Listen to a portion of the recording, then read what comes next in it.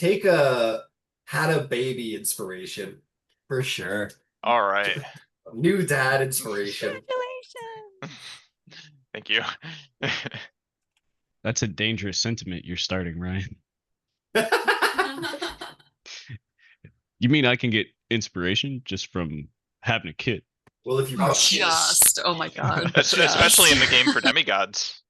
Just, Well, if you I promise made me the another soul- demigod. Yeah, I made another demigod. If you promise me the soul of your firstborn, I'll give you a level. I'll give Okay. you a level. Okay. I'll give you a level. What if I just name the kid after you? Oh, then you get 2 levels for sure. Okay. That's easy. You get 2 levels. You Got can it. pick one NPC to instantly die. You pick one magic item that you want, and I will give it to you at some point in the game. That's what. Oh, power word insta kill. I like it. Yeah, a scroll of wish or a wish, break of 3 wishes. You got it. Name your child after. Yeah, same thing for if you get a tattoo that is related to our games. Which has been done. Somebody did get a tattoo of their final, like legendary magic item with the final dice roll that they made in our game, like on our arm. Yeah, That's sick. Damn. Who did that? Avar. Oh yeah. Yeah, she did that. Hmm. Yeah, it's crazy. Somebody has some part of my on their body. That's crazy. Okay, let's do this.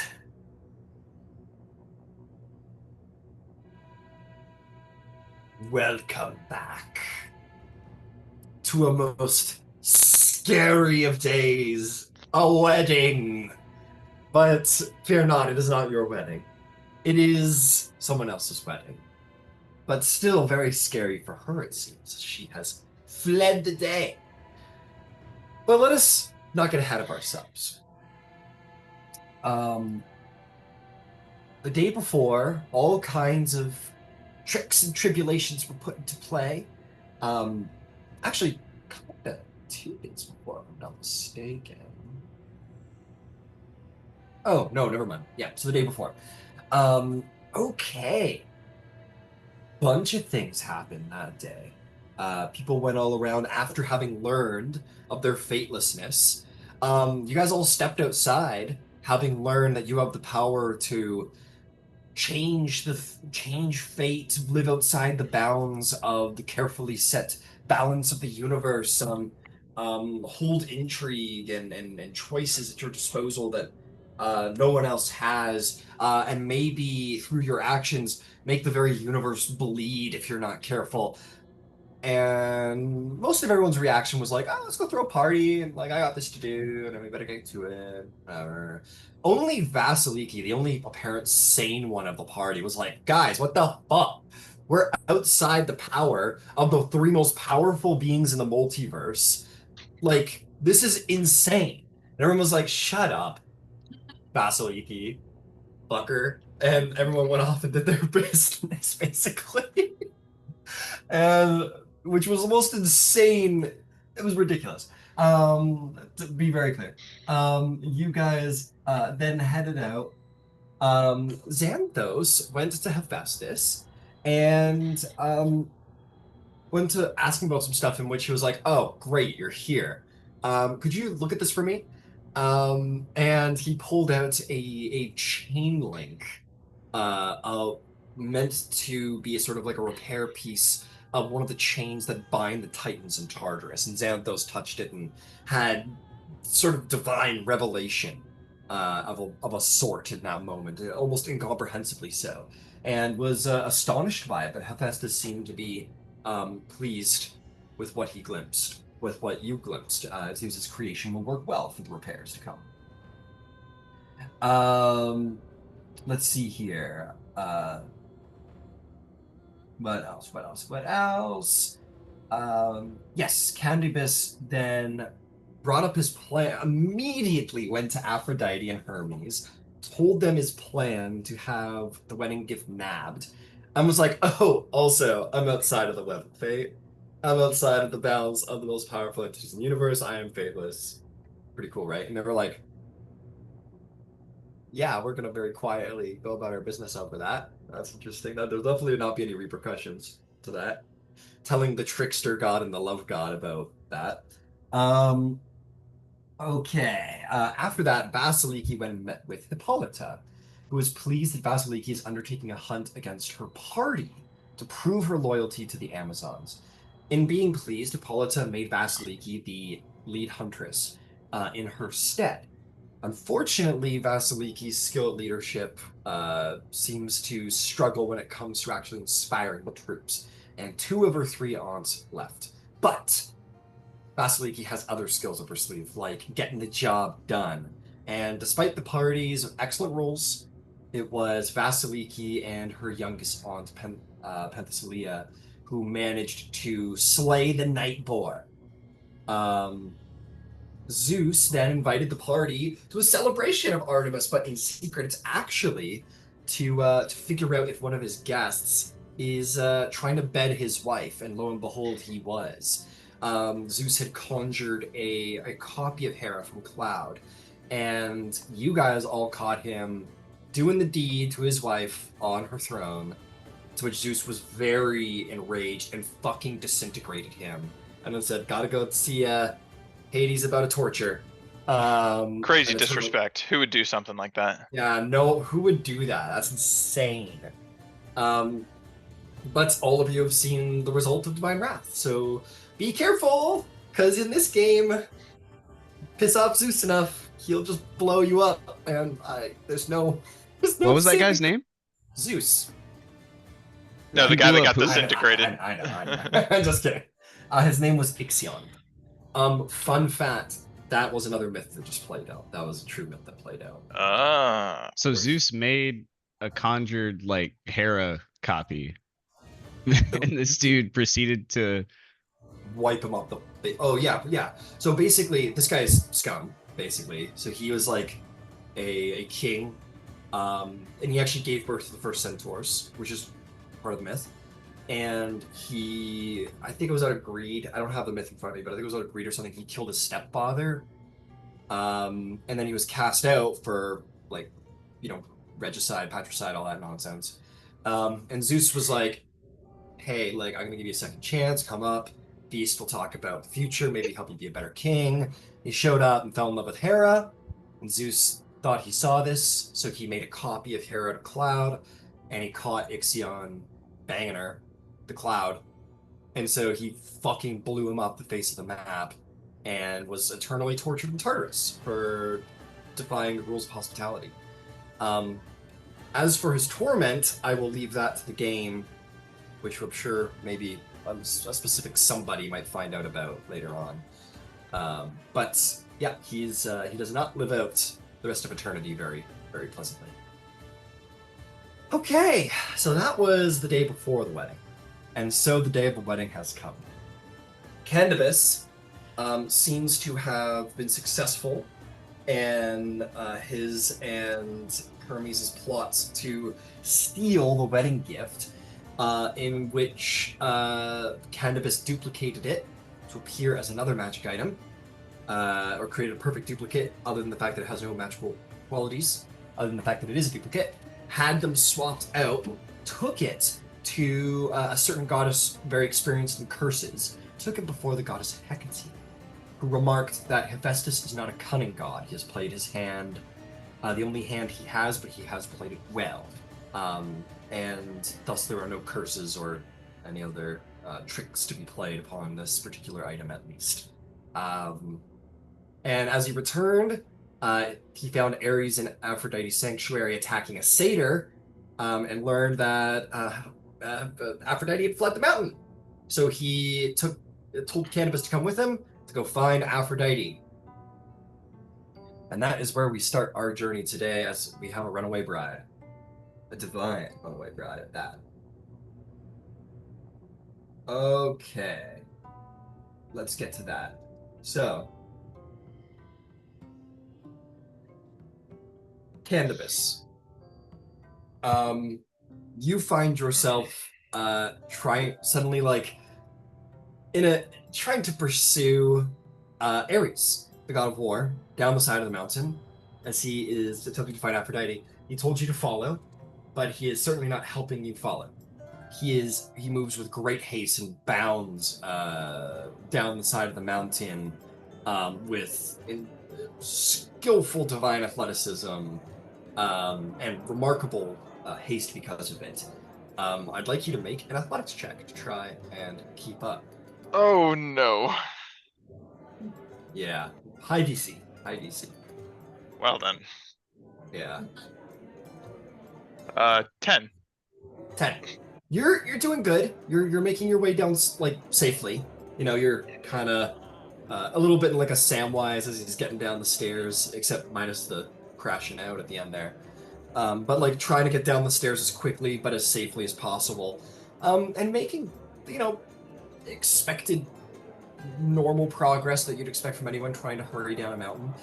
But it doesn't compare to the athletic and speed of Ares. He bounds maybe like a quarter league apace, and just within seconds, kind of bounds down the side of the mountain, and you lose track of him, but can still hear him. So you're making him after. You're going to continue to do so as fast as you can, but as safely as you can. So the 10 means you don't fall, which is great news. But you also don't keep up terribly well. But after maybe like 10 minutes of this, you don't have to worry about trying to keep up with him because his bounds make a bit of a sound as they go. So you will, at a certain point, he stops, and you know where it is. Luckily, it's not too far down the mountain.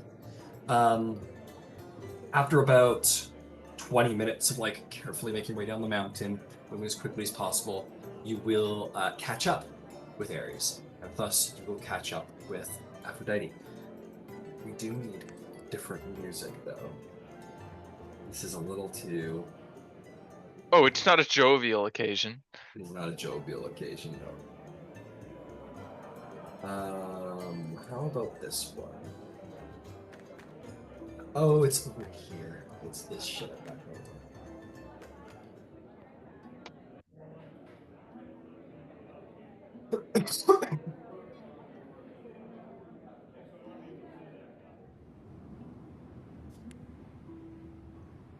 You make your way down the mountain. You're about here. You kind of stop, kind of. You're panting. You're trying to catch your breath. You do see like Ares and Aphrodite locked in conversation. Aphrodite's in tears and kind of like in and out of Ares' arms, like a little bit of like, she's distressed, and Ares is trying to do what he can. It's a very high emotion. Ares is not a calming feature of the conversation by any measure. It's very much like she's wound up, and her being wound up sort of winds him up, and so they're just kind of winding each other up more and more. And as you get there, you're kind of catching your breath to enter the conversation.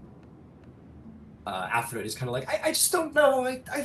I don't know, Ares. And he goes, Ares says, just say the word. I will make war on my brother. I will do this for you. You know I would. And she goes, it's not what I want. I don't want everyone to fight, but it's too much. And he says, then let us fight it. How can we fight this? And they're just wounding it up where he wants something from her. He wants a direction from her, but she doesn't have a direction, and she's overwhelmed, and he's riling himself up over it, and you finally kind of enter the conversation at that point, Candybus. This is... Sorry, bad time. I have to go. Oh, no, okay, no worries at all. All right, I'm gonna leave my computer on. I might be back later. Okay, take care, buddy. Okay. And that will go the way it goes, we will say. That will go the way it goes. We will just go to where everybody else is. So what's everybody else doing in preparation for wedding? Nobody else is really directly aware of what's going on here. So the wedding day is afoot. What is everybody up to? Yes, Thyia. Thyia needs to find Xanthos for a conversation just with him. Easily done. As you guys wake up in the house together.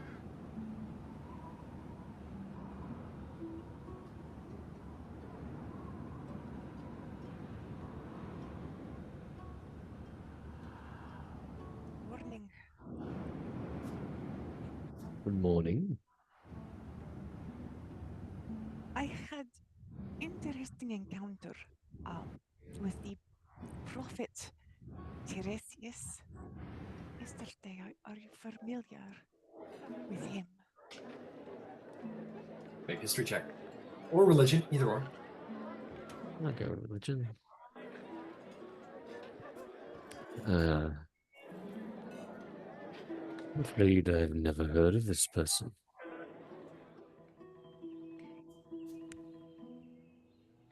He is considered like most high prophet of Apollo. Like, he is father to Oracle at Delphi. So he's how do they say, big deal when it comes to like prophecy and such. And he spoke a prophecy to me.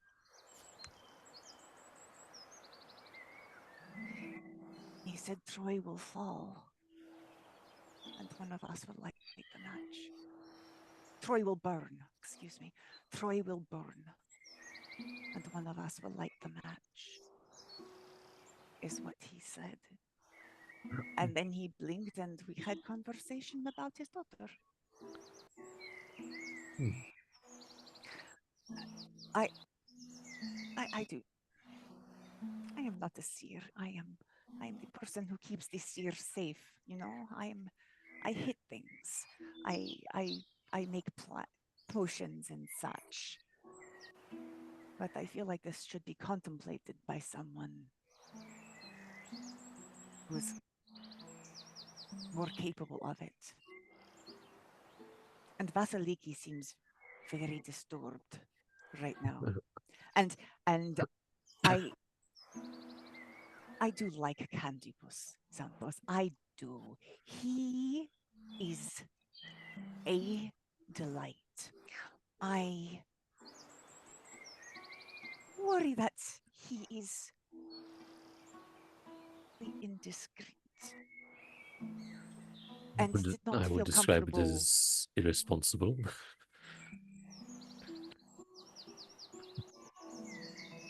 I did not think this information should go to just everyone.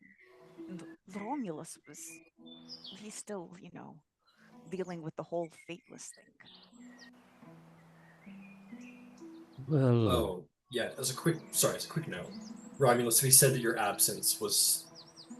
You just kind of wandered off to go do whatever you would want to do about that, like cope the faithlessness. That's the way you described your absence last session, just so you know. And we'll come back to you to see what you've done. But sorry, guys, please continue. Just one more time.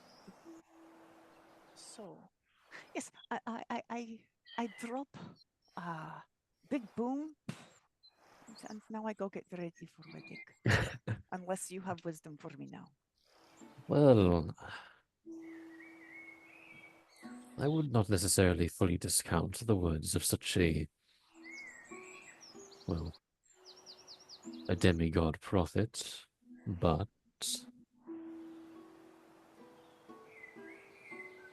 we are fateless. Our futures may not be quite so rigid.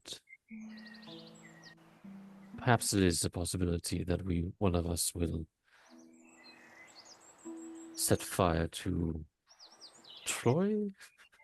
I do not know if this is person or place or thing. Candybus says he knows the 3 Troys. And He one of them would. is making the fates angry. But I do not think it is something that is certain to pass. Also, we cannot do anything about any of this. It is the problem with prophecy. You cannot do anything. So you just go about your life, and then Vasaliki thinks I have nothing between my ears. It's not so. I just This is godly shit I do not know anything about.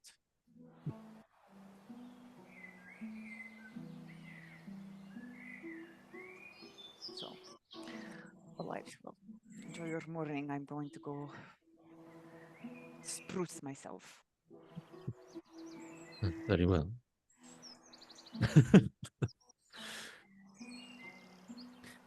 Only thing I'll say is that you are somewhat right that there's nothing we can do with the knowledge of being fatalist or a prophecy and so on. Just don't let it dissuade it from doing the best that you can. That is for certain. Oh, yeah, she'll go off and get ready for the wedding.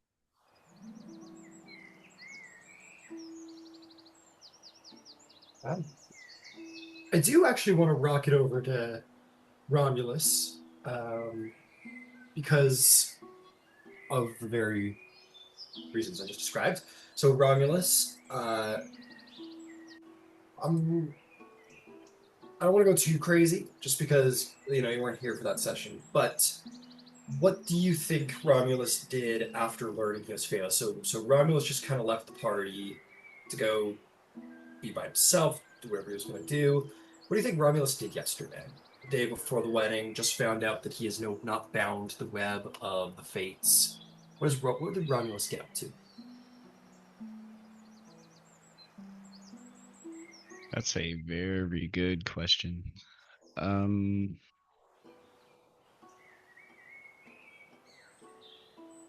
I guess given his backstory,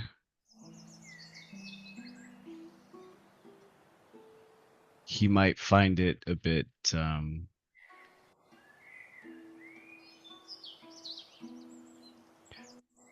hilarious in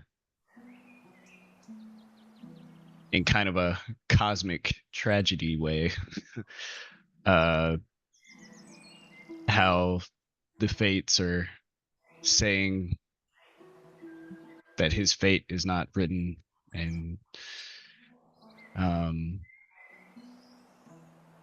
that he's somehow outside of fate for the things that have happened to him in his life.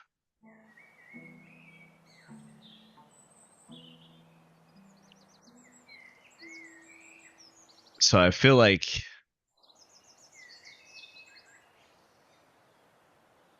he might just be sitting on the edge of the mountain, kind of wherever he can get like an overhang where his feet dangle off the side, and he just kind of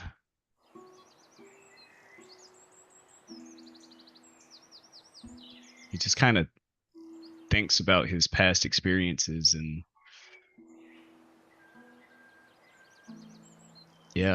but I think eventually he does come to the conclusion that if he is outside of fate, then anything he chooses to do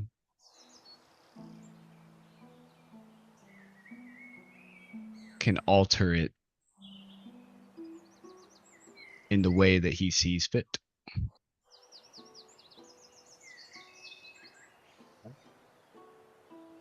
We'll say that it was a day of contemplation, meditation, in a way. Consider what it all means and what it means to you, and you decide to sort of own that power, at least for now, untested though it is. Yeah. And as you awaken today, it is the day of the wedding. You will, all of the men are, out like bathing in the courtyard, preparing for the ceremony. This being ancient Greece, nudity is not a very, public baths are very common. So all the men are bathing sort of in the courtyard. The women were invited to sort of Aphrodite's place to do their public bathing. And everyone kind of prepares themselves for the big day. There will be at around midday a large banquet hosted by Aphrodite. Yeah.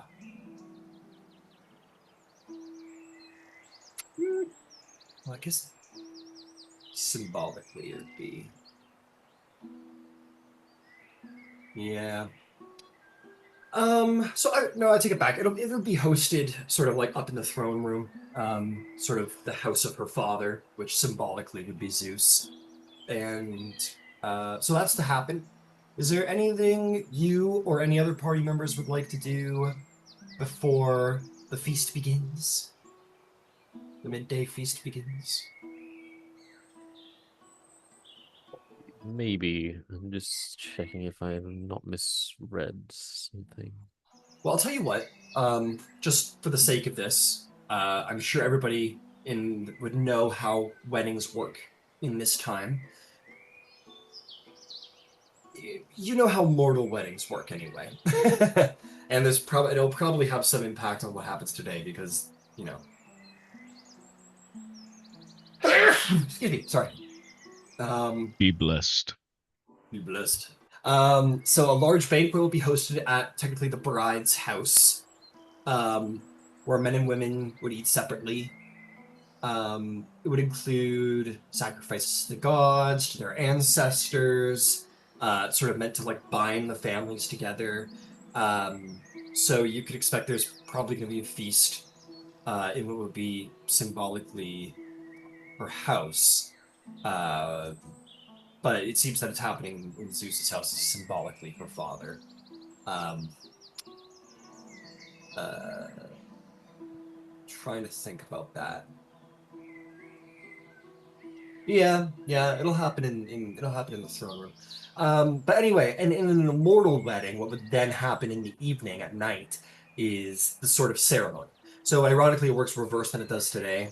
The ceremony happens after the um, I hate these terms. Reception. There it is. So the reception happens before the ceremony. What the ceremony is a procession where at night the bride is escorted from her father's house to her husband's house. She sort of rides on a chariot, veiled with a torchlit parade, hymns are sung, so on and so forth. Torches are carried, music is played, blah blah blah blah blah. And then she would arrive at the groom's house. He would welcome her into his hearth. She'd be given various offerings, and then the bride was carried over the threshold, and she'd be led to the bridal chamber where there would be immediate consummation of the wedding, of the marriage. And then next morning, that's when everyone would come and see the bride, and she would receive gifts and meet with new in-laws and guests, and there would be a smaller feast of them together. So it's sort of meant to be a symbolic, like the men, the women, the two families sort of slowly coming together, and then the symbolic actual handing off of the bride and the joining of husband and wife, and then sort of like seeing them as a new family next morning. So some elements of those will play in today, some elements may not, because this is a divine wedding, which is a little different. But that's what you know of mortal weddings. All of you would know.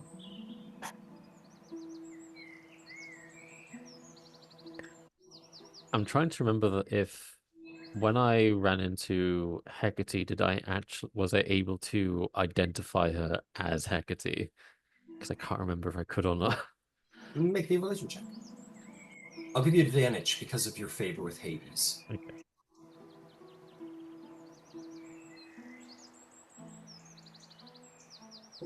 22. 22. Though she is an independent, she is indeed considered a part of the retinue of Hades. You did identify, maybe in the aftermath now, because at the time you didn't, but or you did, I don't recall. But either way, you do know that she was Hecate. I don't think I need to explain Hecate to you, Nathan. Yes. Xanthos, with what little time there is before, like the wedding proceedings, will try to find her And without too much difficulty, again, your favor granting you access to the retinue. You could go out and seek her, but I would say, like, maybe if you were to, like, sort of speak broadly to wish to meet with her, she would appear before you. Lovely. Being a member, this will not always be the case, but as they are all on the mountain today, Yeah. a little more convenient. She will appear before you.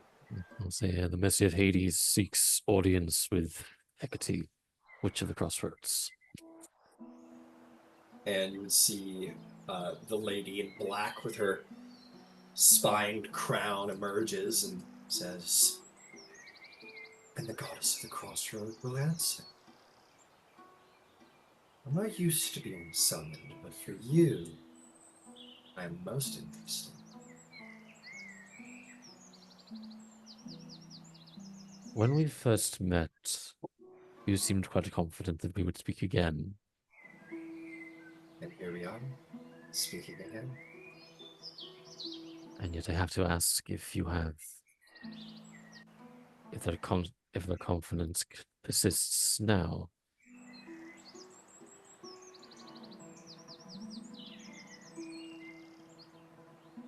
What is it that you would wish of me?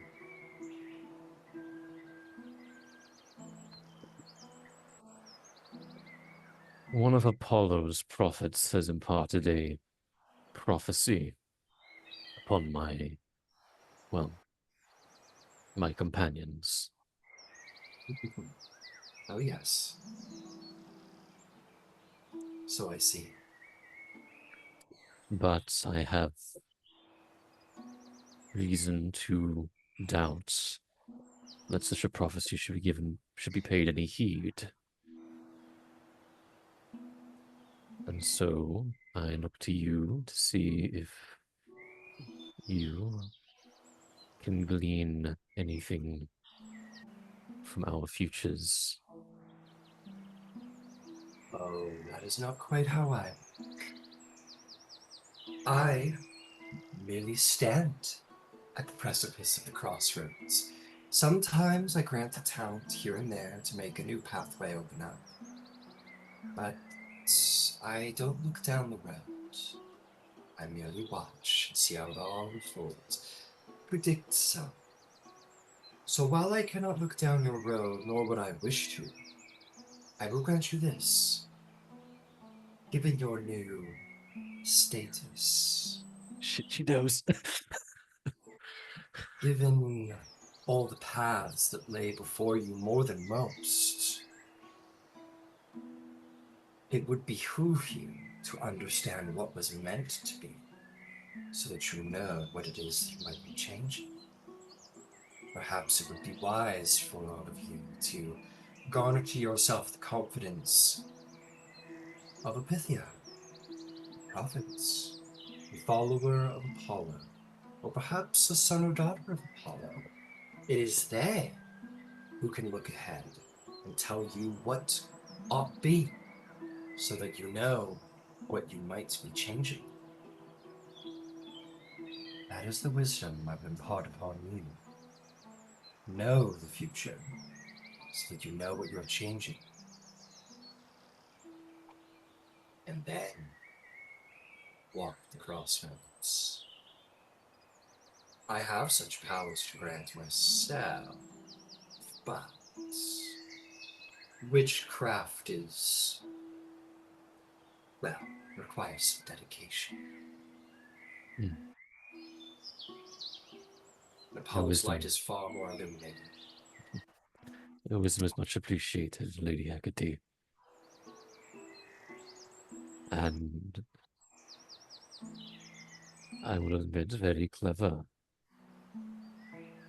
Learn the prophecies of what should have been, and then exercise our power to change. To say, there is sometimes power in creating what is meant to be. I am sure in the days to come, months to come, years to come, you will all experiment with your freedom. see what exactly happens when you toil with fate. But fear not. Consider me merely a curious observer.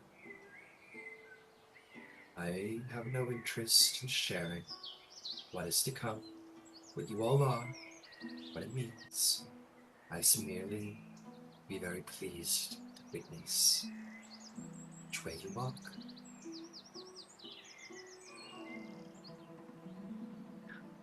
Thank you for your counsel, and I'm a little rattled that you already knew what had come to what the state of my companions is. I hope I can merely ask that you don't reveal this to others. My discretion will extend to even the Olympians. It would be far more interesting to see what you do than for me to spoil the fun. And besides, look at all of these roads sprouting from them. More than I've seen from any mortal. Which one will you walk?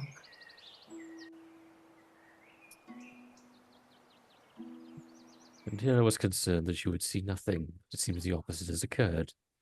Oh, no. With most mortals, I will share you this. With most mortals, there truly only ever is one road. There's just the illusion of pathways and crossroads. And the choice, as it is, isn't about which way to walk. It's about understanding why they have walked one way and not the other, as it is destiny. But you can walk however you please, and I will be your most rapt audience member. Mercy, please.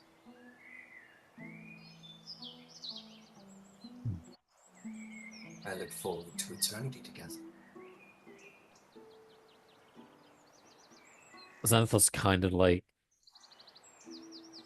there's just a very, like a brief moment of like, oh yeah, shit, I can't die unless someone kills me moment. It's, well,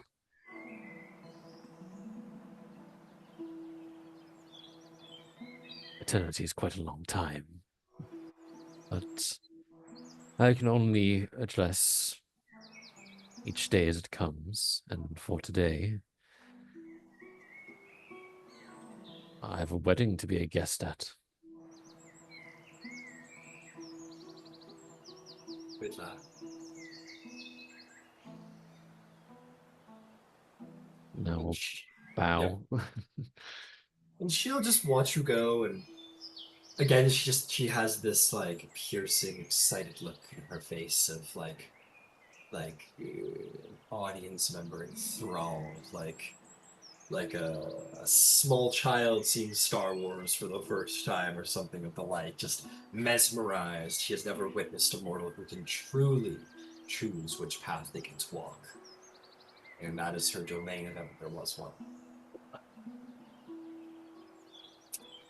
All right. Vasaliki, you got anything you want to do? It's pretty minor. But I wanted to go talk to Melanipe.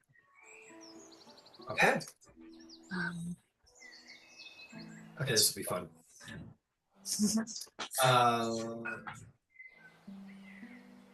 okay, so you're all, and the best place to sort of meet them all is sort of like at the baths, where all like the ladies are, bathing and whatnot in the various, pools around Aphrodite's gardens.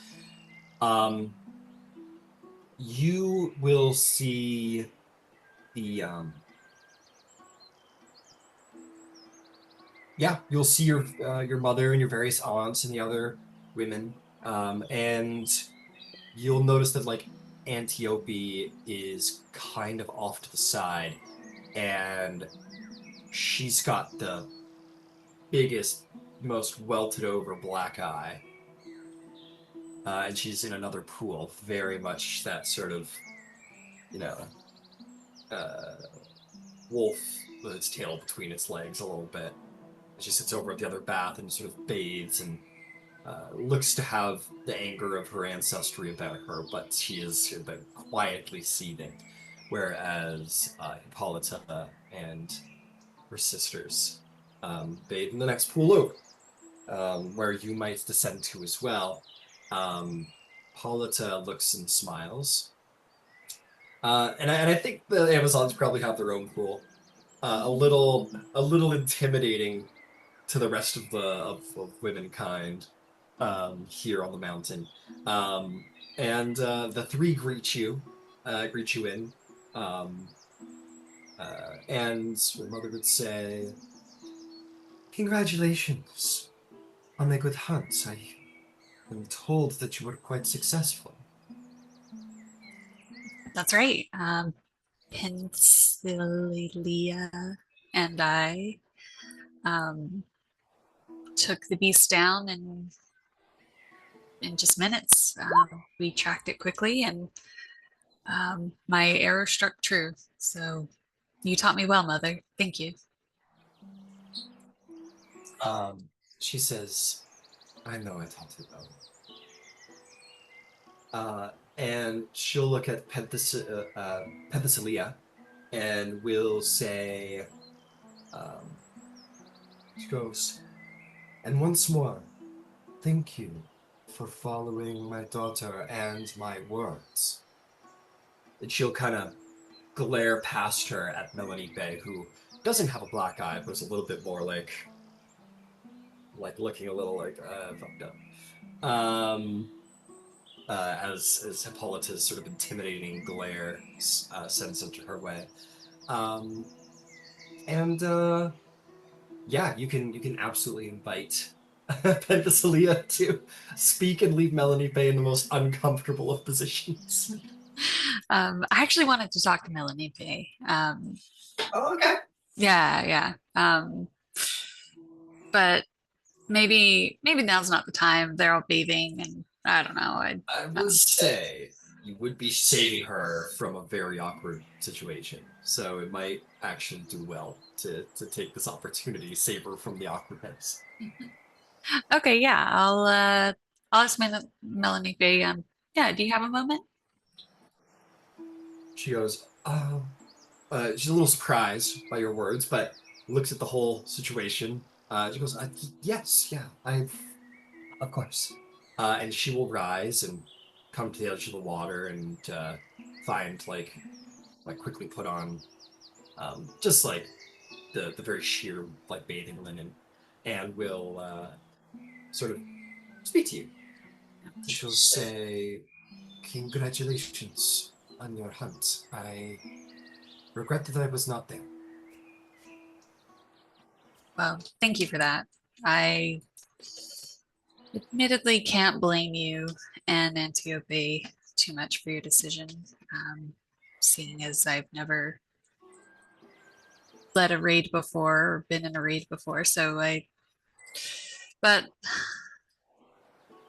hopefully you take this as a sign to know that I am ready for a hunt and I've come a long way. And I hope next time you'll remember this and stick by my side.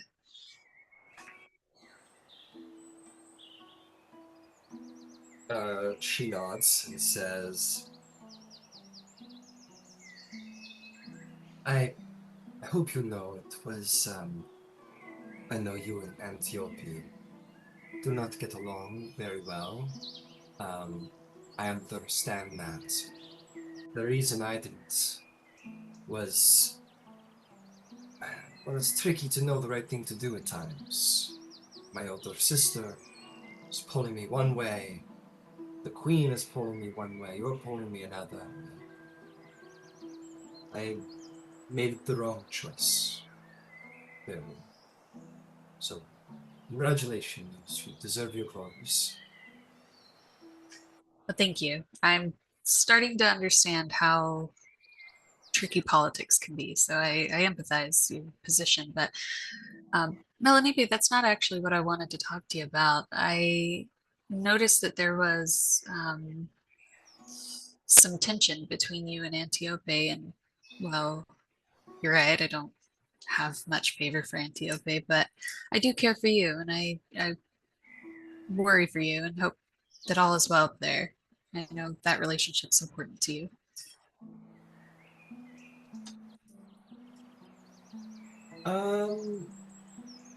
You were asking her about the tension. Go ahead and make a persuasion check. See if she's willing to talk about it.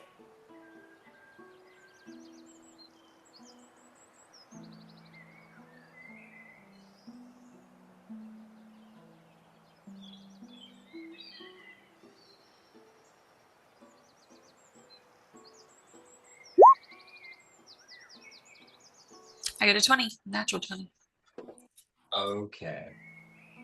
She kind of looks. She kind of looks around. You can see she's like considering her options. She's like looks past you to see Antiope kind of bathing alone by herself at the edge of one of the pools, where some of the other women are on like the other side of the pool, sort of not really regarding her, or keeping a distance. Seeing that she's kind of been, beaten down a little bit, and then looking back to your mother and looking back at you, she says, "It's no secrets. The depths of Antiope's enmity towards you. She's been cruel to you, which the gods surely will not look fondly upon. It's the same old thing. She's plots against you, as she always has. I would never indulge such things, but there has been a time or two on this mountain as your fame has grown, where her jealousy has seethed and she wished to employ me to help her in her schemes, which I refused. I have never taken action against you, and I would never. But she tried and failed.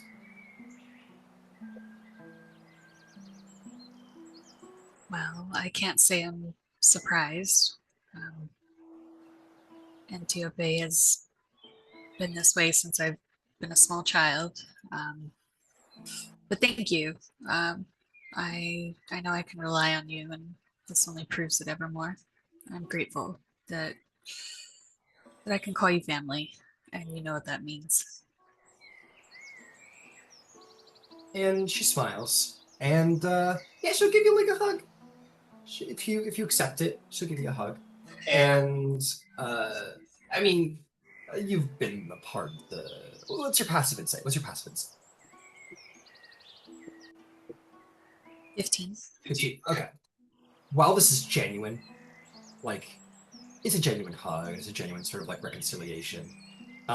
It is a double-edged sword where you accepting her apology and like embracing her as a fellow Amazon and forgiving her, especially here in front of like to his side, but possibly it's kind of showing Hippolyta.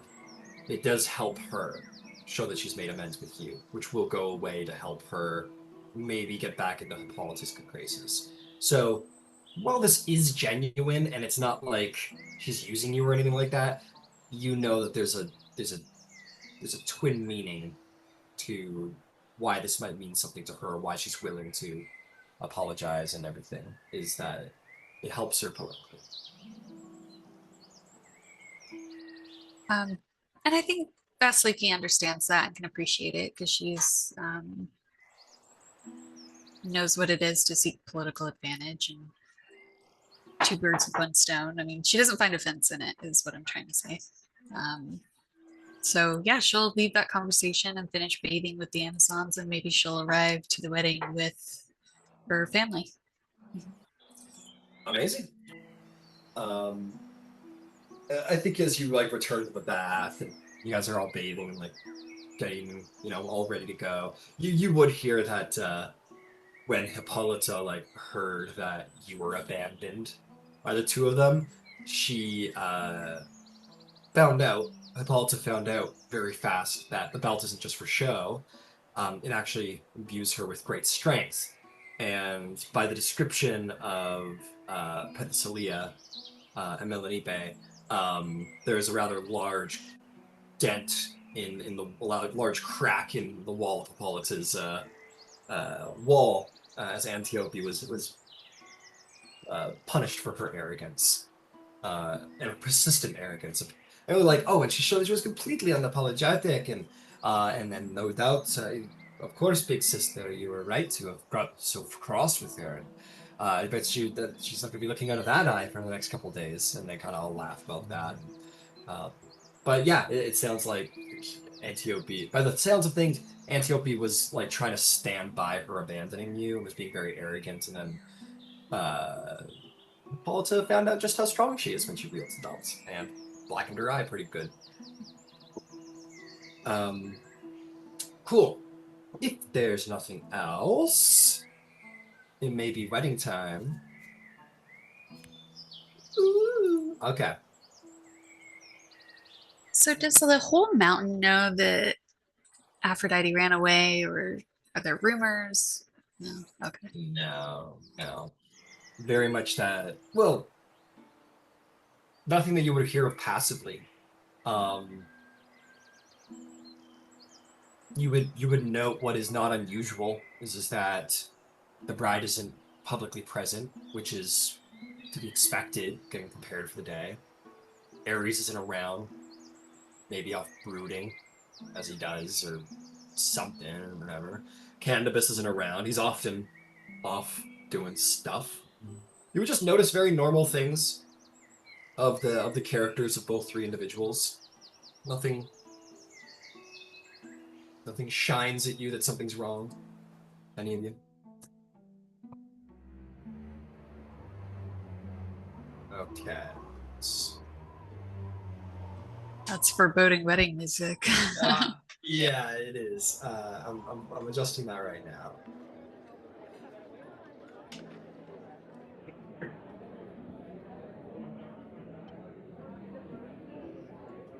Phobos, write the wedding march.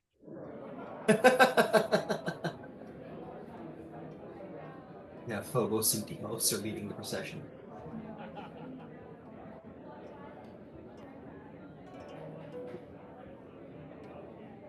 Okay. You guys enter into the Grand Hall. The Grand Throne Room, which is the sort of domain of Zeus. The place is as it's always seemed. It's got its thrones and whatnot. But the only difference is that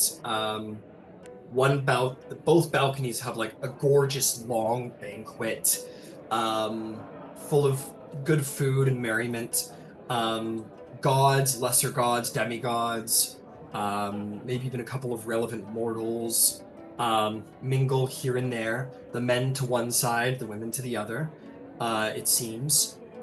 They don't just stay up on the top of the banquet. It's like a double-decker banquet. There's banquet tables on the top balcony level. There's banquet tables sort of in these sort of back halls behind the thrones. But generally the men and the women stay to different sides of the throne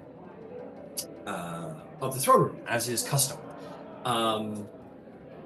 The only, some people come to and fro from either side. Hera and Hestia, as you will learn today, seem to actually be very good friends. Are making arrangements together. Hestia is constantly seeing to it that the food is well stocked and plentiful and delicious. Hera goes to speak to Zeus. Hera is very gleeful. It seems all of the trials and tribulations. It seems that being able to hold this wedding maybe is making up for the fact that she was how Hephaestus got this wedding, and the sort of humiliation that came with it for her. Maybe hosting a divine wedding for her son is making up for her bad taste. She seems to be quite in her element, quite happy. And yeah, everybody's off to the side. People are mingling. Suitors and lovers of Aphrodite are not lovers, but suitors and shall we say interested parties of Aphrodite sort of mingle and maybe commiserate over the loss of the great jewel of Olympus. And on the ladies' side, people talk about, oh, like the bride, she's gonna be the most beautiful bride in the world. And yeah, and everybody sort of talks, and everybody on Olympus, anybody worth note in all of the divine universe is here. Certain gods make tricks and trials that make the event not go off perfectly. Um, some of you might note on the ladies' side, so Vasaliki and Thyia would know, like, oh, Eris is back to her things, always creating chaos, and she spoiled the wine on more than one occasion. And like, there's certain gods who seem to just bring badness wherever as they go, like they're almost like trying to spoil the event. Maybe it's their way. Um, but this is the way of things. This is the way of celebrations. There's people of different temperaments on both sides. Um, uh, this is a huge gathering, and this sort of like feast and drinking and enjoyment's probably going to go on for a while. Probably going to go on into the evening. So, is there anything you all would like to do before I have my way with the various events that happen this evening? Xanthos would like to speak to Thyia again, just to fill her in on this wisdom I have received and how we Okay. might use this. Do you two wish to sneak away from the party to Um, speak, as would be on different I shouldn't. sides? Oh yeah. Shit. Sure, I guess if it's necessary. Yeah, make me stealth checks. You can certainly signal from across. Yeah. Make me stealth checks to kind of just steal a brief moment together. I am not People good might at. talk. Ooh. Yeah, I can talk. Xanthos will deny it 10. I do not do very well. All Wait, right. oh no, I have a solution. I'll dark step 6 seconds. All right. Fair enough. Fair enough. That'll help. I'll go invisible. 16. 16. Okay. Some of you, yeah, Xanthos, you embrace the power of darkness and use that to make some escapes. Thyia, you make your own. The good news is that there's so many people here that like gossip's ample, and certain people might be more the target of gossip than others. So even if you were to be caught, like, unless you're doing something profoundly, like in the face of everybody, like, chances are it'll just kind of slip into the miasma of extensive gossip. So you guys make your way away. Surely the eyes of some see you, surely, and the eyes of others don't. Xanthos, you use the power of the underworld and vanish. But you guys maybe like steal a moment out in the gardens together, kind of having a private word. Yeah, go ahead. I entreated the wisdom of the Lady of Crossroads, and I think there is a way for us to use this fatelessness to our advantage. That prophecy you received, that may very well be of what was meant to pass, that in the original thread, one of us would set Troy ablaze. But now that doesn't have to be the case. The more we learn of what should be, if we were to speak with other prophets, learn of what was supposed to lie ahead for us, we can either let things play out as they should, or we can change things to a better outcome.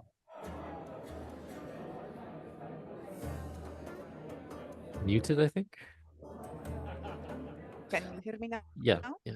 Okay. Yes. And so we use prophecy as like guide, like a map to what it is it is supposed to be. We can be forewarned of what is to come and act accordingly. We have the means to save this Troy if we so desire.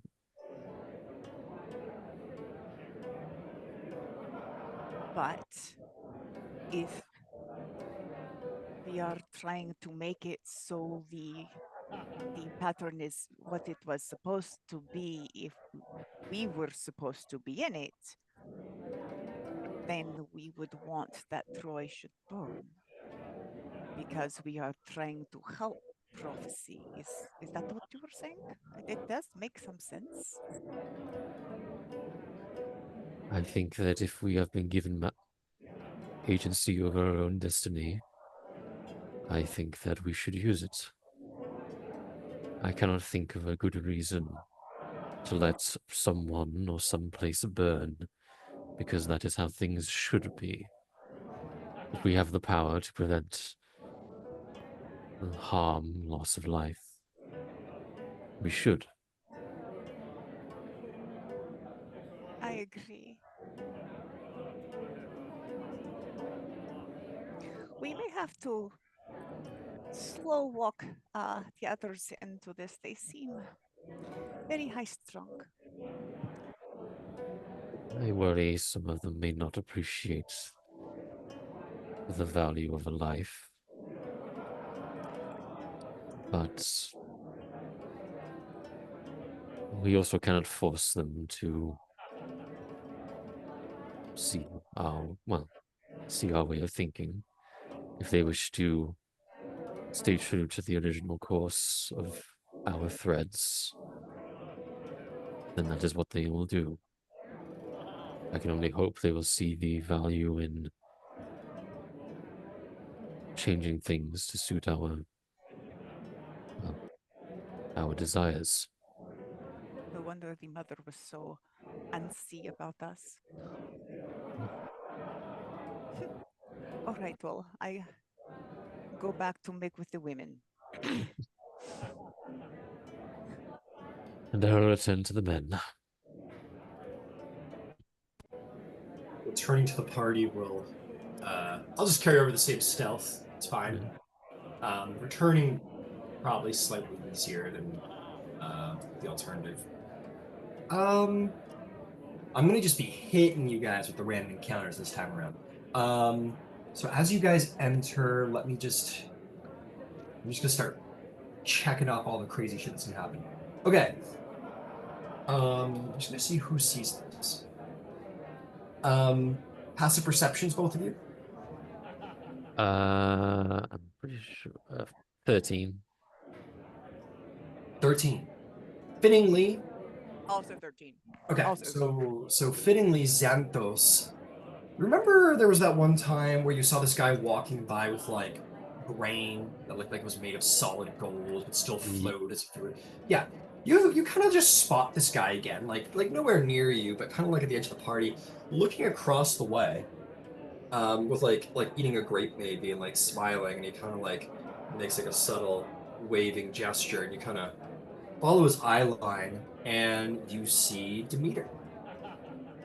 Kind of see him and give him like a bit of a wary smile, but like sort of it seems genuine enough, and kind of turn back to whatever conversation there's just you feel this like something going on there. You spot that for sure. Oh man, I don't know if I want to screw with that. David does not like me. I mean, doesn't hate me, but it's kind of like a certain allegiances mean that's never happening. Okay. I'll just take note of it, but I won't actually approach because I'd rather stay out of Demeter's attention. Very well. All right, I've got some stuff planned here. That's already taking place. I am gonna have another D100 from Xanthos and Thyia. Actually, hold off, Xanthos. Just Thyia for now. Just Thyia for now. Because there's 4 of yous right now.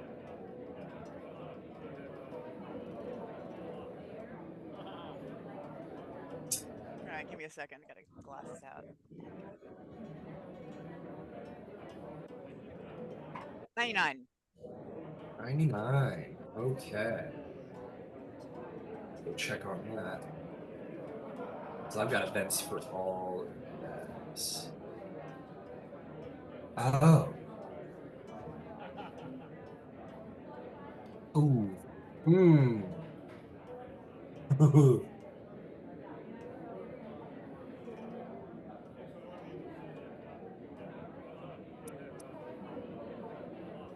Okay. That's very interesting.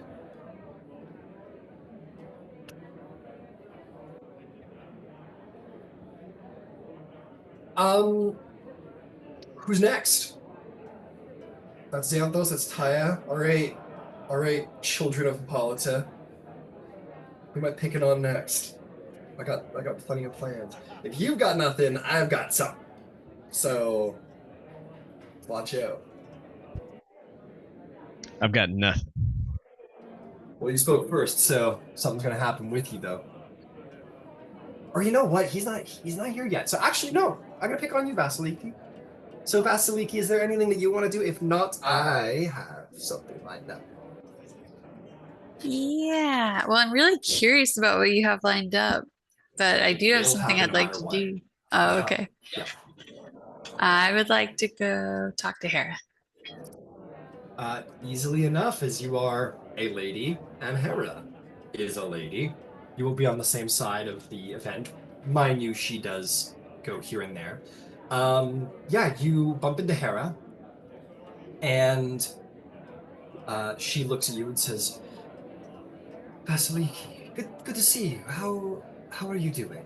Here, carry this, and she will hand you something, and sort of, and she, is that kind of person who is like really into the planning, but is like sort of hearing you as she goes, but immediately sweeps you up into the making sure everything's going off without a hitch. But yes, Well, I was going to ask you the same. You've been mighty busy these past few days planning the beautiful wedding, and I just wanted to see how you were doing. I'm well. I admit I'm not terribly happy with my son's way of going about things, but as a sovereign, I must compliment the play that he made.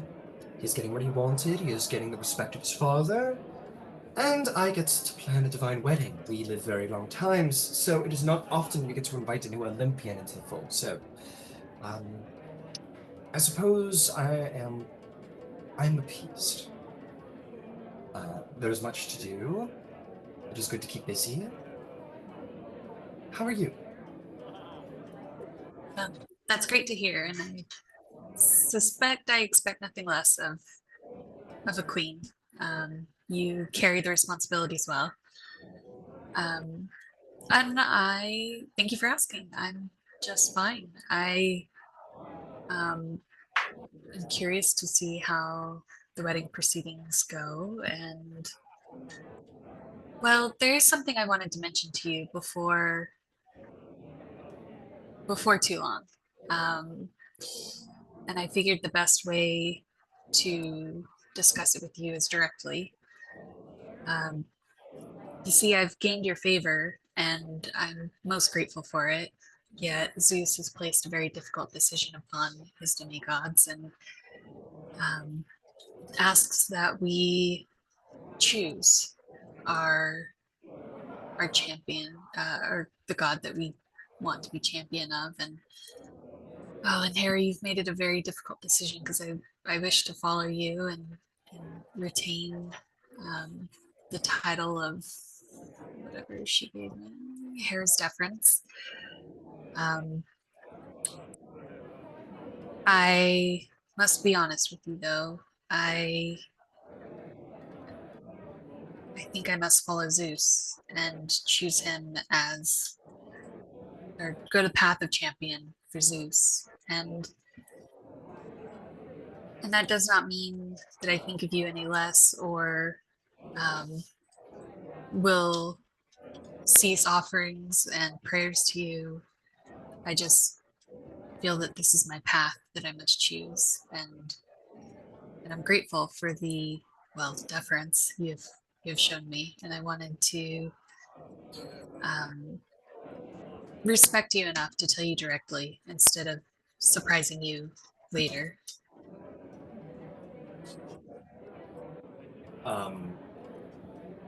You see she like keeps it pretty even. But when you say the deference you have shown me to her, she says, it is you who has shown me deference, not the other way around. But I apologize. It's to be expected. His daughter. Very well. I understand. She says it somewhat stiffly, as someone who's trying to be cool about it, but you can see it. It's like nails on a chalkboard a little bit for her.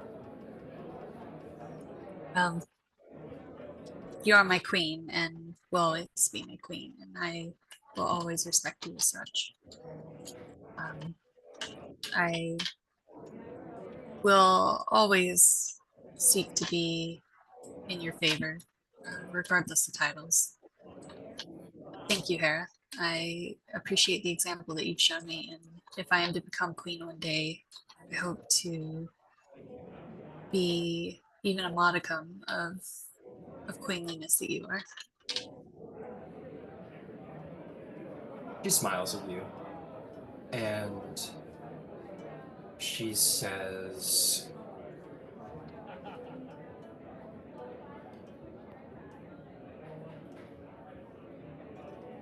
you have a certain way of gaining the favor of those around you. I have no doubt in time you will make an excellent queen for the people. I am also glad that you and your mother have mended things. This will be important for your ascension.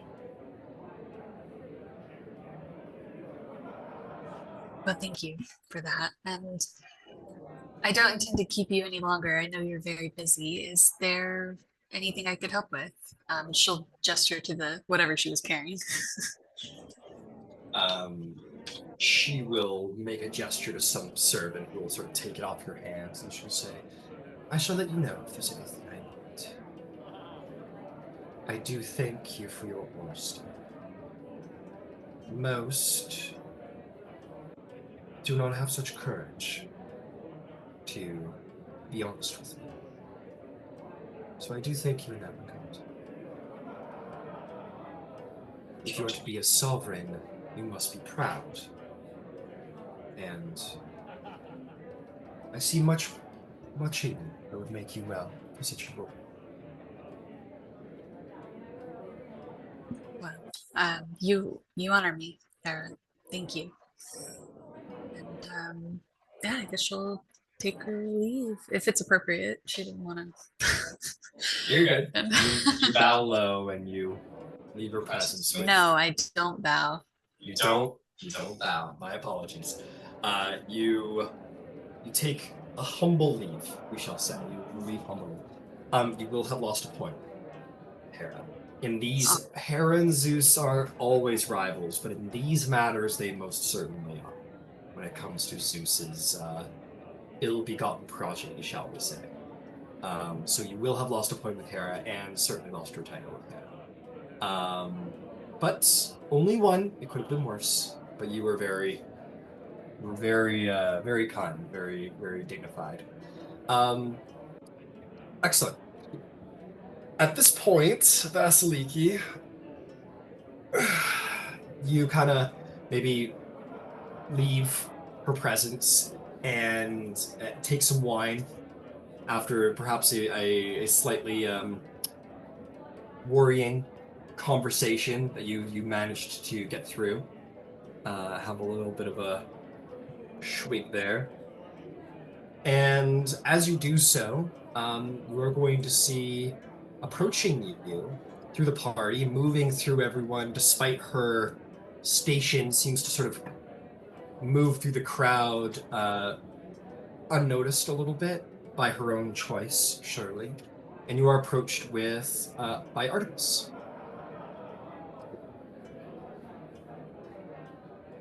And Artemis will look at you. Artemis! And she is going to say, "You're a fine hunter. You've impressed me in more than one way."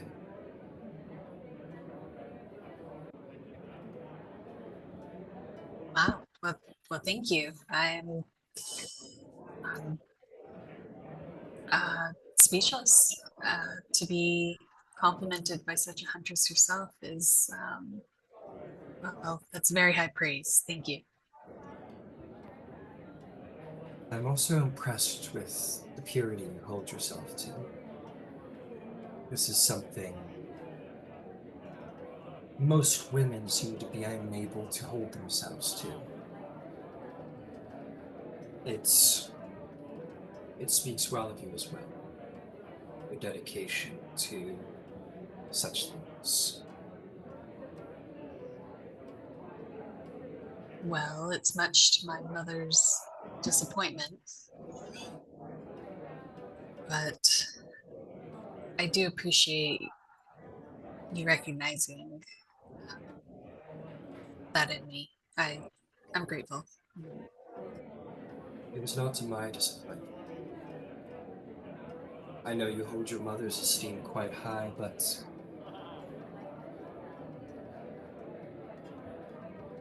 it does well and speaks well of you. In time, I would reward you with another hunt. Not here, but perhaps when you descend from the mountain. When you are ready, leave offerings at my altar, and I will prepare for you a sacred hunt and offer you a chance to gain further title. I know favor is important to you, and I suppose on this mountain it is a way of survival. Vasaliki just lights up with the prospect of another hunt. She's still maybe kind of riding that high a little bit of the boar hunt. I accept your challenge and I look forward to such an event. I will continue with my offerings and my prayers, and I am very pleased to have an opportunity to earn your favor, Artemis. Do not forget. Do not make the mistake of forgetting. Once you leave this mountain, make these offerings. But for now, it's good to see amongst the Amazons that there is someone I can consider a sister in soul. And Vasiliki just melts on the spot. No, she keeps her composure, but is maybe Make a deception check. okay. Deception or performance. Yeah, she's maybe fangirling a little bit. Deception or performance? They're the same. Choice. I'm gonna do performance because I don't want to try to deceive Artemis. That's a 5. Vasaliki, you're like, thanks. It's very clearly bubbling over it. You're like, oh, okay, great. And Artemis smiles at that.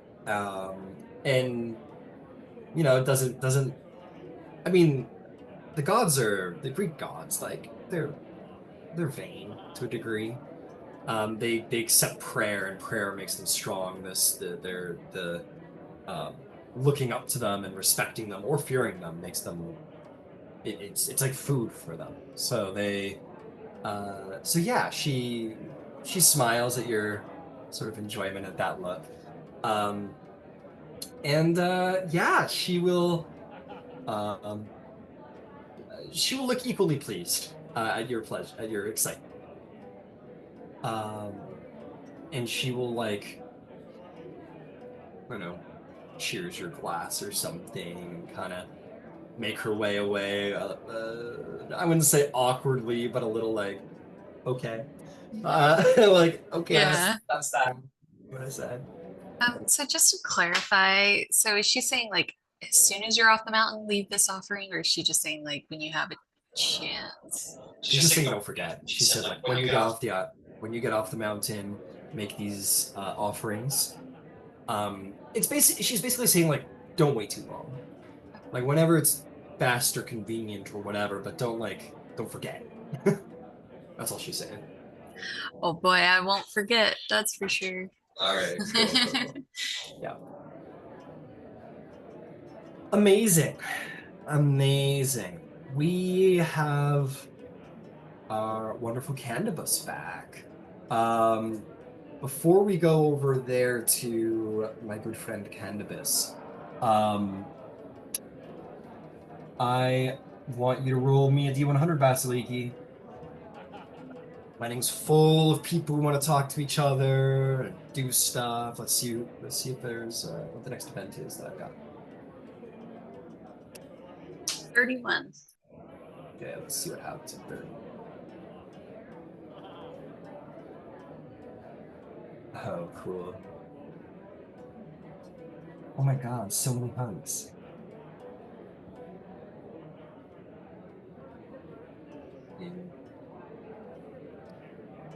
No. Perfect.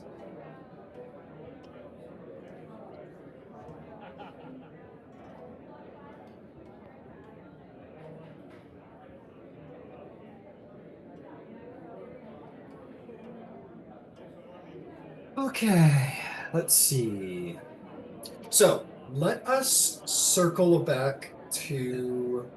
I wanna hit Romulus up real quick before we circle back to Candybus. We have heard from a lot of folks, but Romulus, I wanted to see if there's anything you wanted to do.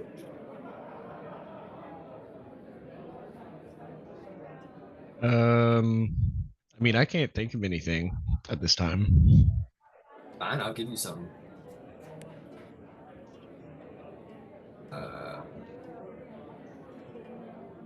Yeah, okay, I'm gonna give you this one. This one's kind of fun, I think. So you're wandering around, you're kind of sitting there.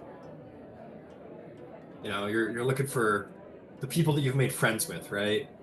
Vasaliki and Thyia are on the lady side, so they're not accessible. Xanthos has vanished somewhere. And, Candybus is nowhere to be seen.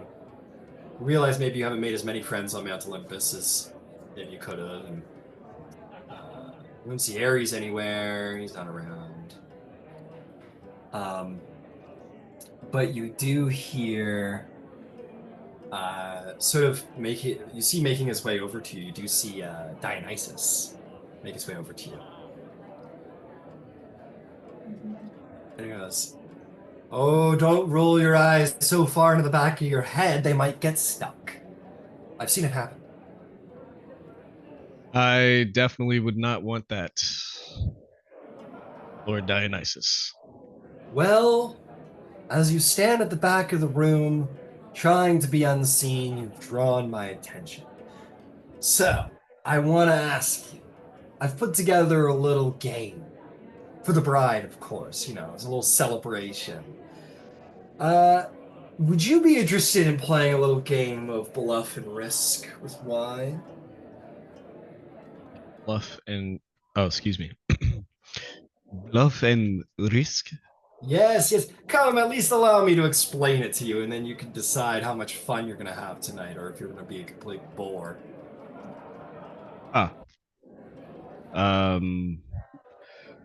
Sure. All right, excellent. And he'll take you aside, and you're going to come to a very fine table. He has it set up with like red silk over the side of it, and a number of goblets. And he says, within this wine, with a little bit of help from Apollo and myself, will reveal future truths, but only if drunk while blindfolded, so as not to, of course, make you only see the present. So, if you blindfold yourself and you drink, you may just get a little insight into what is to come, and the truth of it. Just, you want to be careful, depending on which one you drink, depends how much truth you get. Could be very helpful for someone who wants to see the answer. For some reason, I gather that might be of value to you.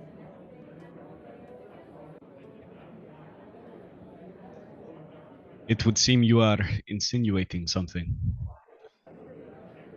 Something, but I'm not terribly sure what. All I know is that it may benefit you to do this, as it would probably anybody for that matter. When To drink or not to drink? That is the question, Romulus.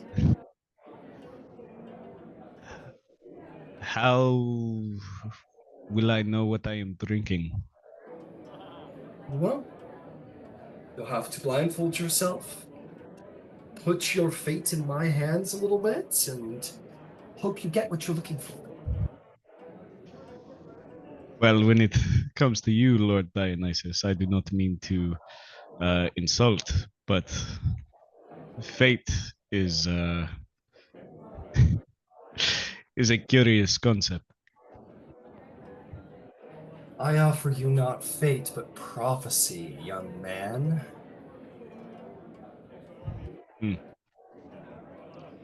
Very well. I will partake in this game. Excellent! I think it'd be hard, so it wouldn't be so hard to get someone to drink at a fucking wedding. Jesus. Alright, here. He gives you a blindfold. Just put the blindfold on. Don't spill any wine. There's nothing worse than someone who spills wine for no reason. Party foul. Yes. Party foul, exactly. You know the divine term for it. And then you're gonna pick one of the 3 goblets. Very well.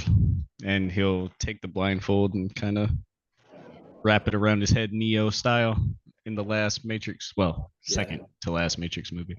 The real last Matrix movie. Yeah. Or Hollywood got a hold of it. But anyway, you blind yourselves. Now there's a choice. You can either just roll a d6 to randomly decide, or you can choose left, right, or center. I choose.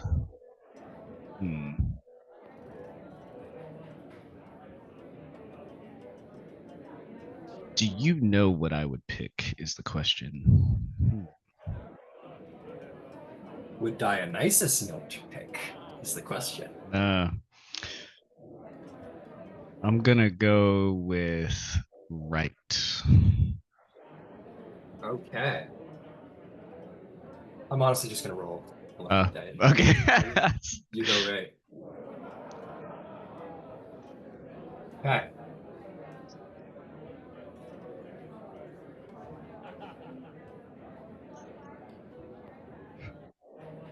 Your hand wavers over all of them.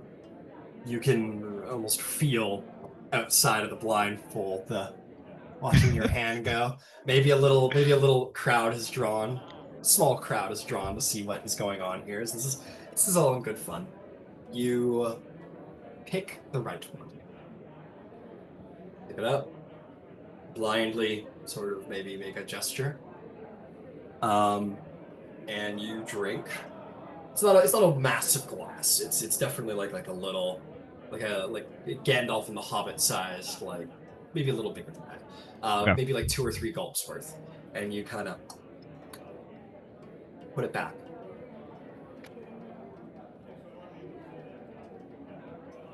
You drink it, and it's lovely tasting wine. That feels a little strange,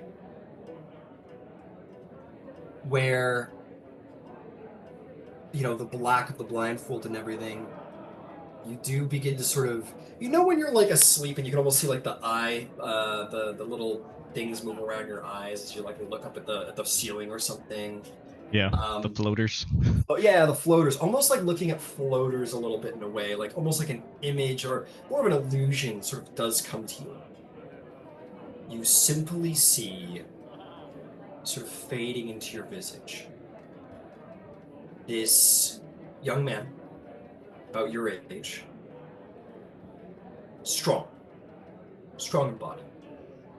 He wears, you only really see kind of like the medium, like the headshot a little bit. You see um, bronze armor curling across his shoulders, showing strong, um, strong arms.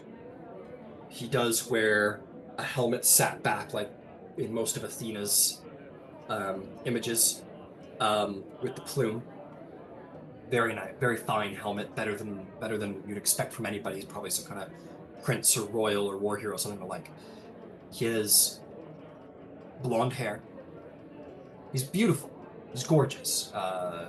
Definitely something divine about him. Demigod, probably. And his face is like his hair is somewhat blown into the side of his face, and his face is twisted with rage. And tears are like pouring down his cheeks. This is the face of someone who is recently been grieved and is violently enraged. He has a sort of spear in his hand as well that he grips tightly to the point where you see the veins protruding like white knuckles gripped it. And he is slightly stained blood. By his vitality, his color, and by the fact that he has no scars whatsoever. His body is warrior strong, but no scars. It is the blood of someone else. You see this enraged warrior. And in this moment, you are almost frightened by it, as if this person's vengeance echoes through eternity, or his rage echoes through eternity. You don't know who this is, but you see this person. And you smell fire and soot, and hear just on the wind maybe sort of screams of women, children, clash of battle, and the blindfold is pulled off in that moment, and you're sort of there, and everything's gone, and Dionysus pulled it off, and he goes, "Hey, he won! He picked the right goblet!" And the people around kind of, yay! They applaud you, Romulus, and you feel people kind of pat your back, and you're kind of being like by some of the other party goers. They're like, "Oh, well done, good choice." And he goes, "You're the one of three chance, but you picked the right one. Congratulations." I don't know what you saw, but I do know that if you picked the wrong one, you wouldn't exactly be coherent. So, well done. And everyone sort of celebrates. And you will have gained a favor point with Dionysus. But unbeknownst to you, and not necessarily your fault, you're going to have lost one with Apollo. As he is perhaps jealous for Dionysus's use of his domain. There's maybe stuff going on behind the scenes you don't know about. Got caught in the crossfire a little bit. But yeah, that's what happens. He goes, "Well done! Well done! I hope you saw something useful. But fear not, what you saw is true. Or will be true."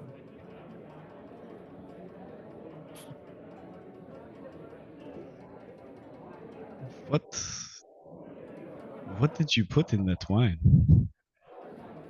Prophecy. The future. A little bit of sunshine. Lord Dionysus, but that is not your domain. I know it's not. But it is my domain to, I don't know, transform things. Who cares? What do you fucking care? All right? I just mean to marvel at how extraordinary this fucking accent extraordinary the vividness of the prophecy was. Well, I will tell you this. I am the god of theater and masks and transformation and all of these things. And at the end of the day, what is wine for but to strip a person bare to who they truly are? Madness, all these things. What you saw is truth. And that's what I'm all about. Truth. So if you're ever wanting to know the truth, here I am. So be sure of that. Know this. Dionysus is no liar. And what he brings about is only what is honest. Whether people like to see it or not.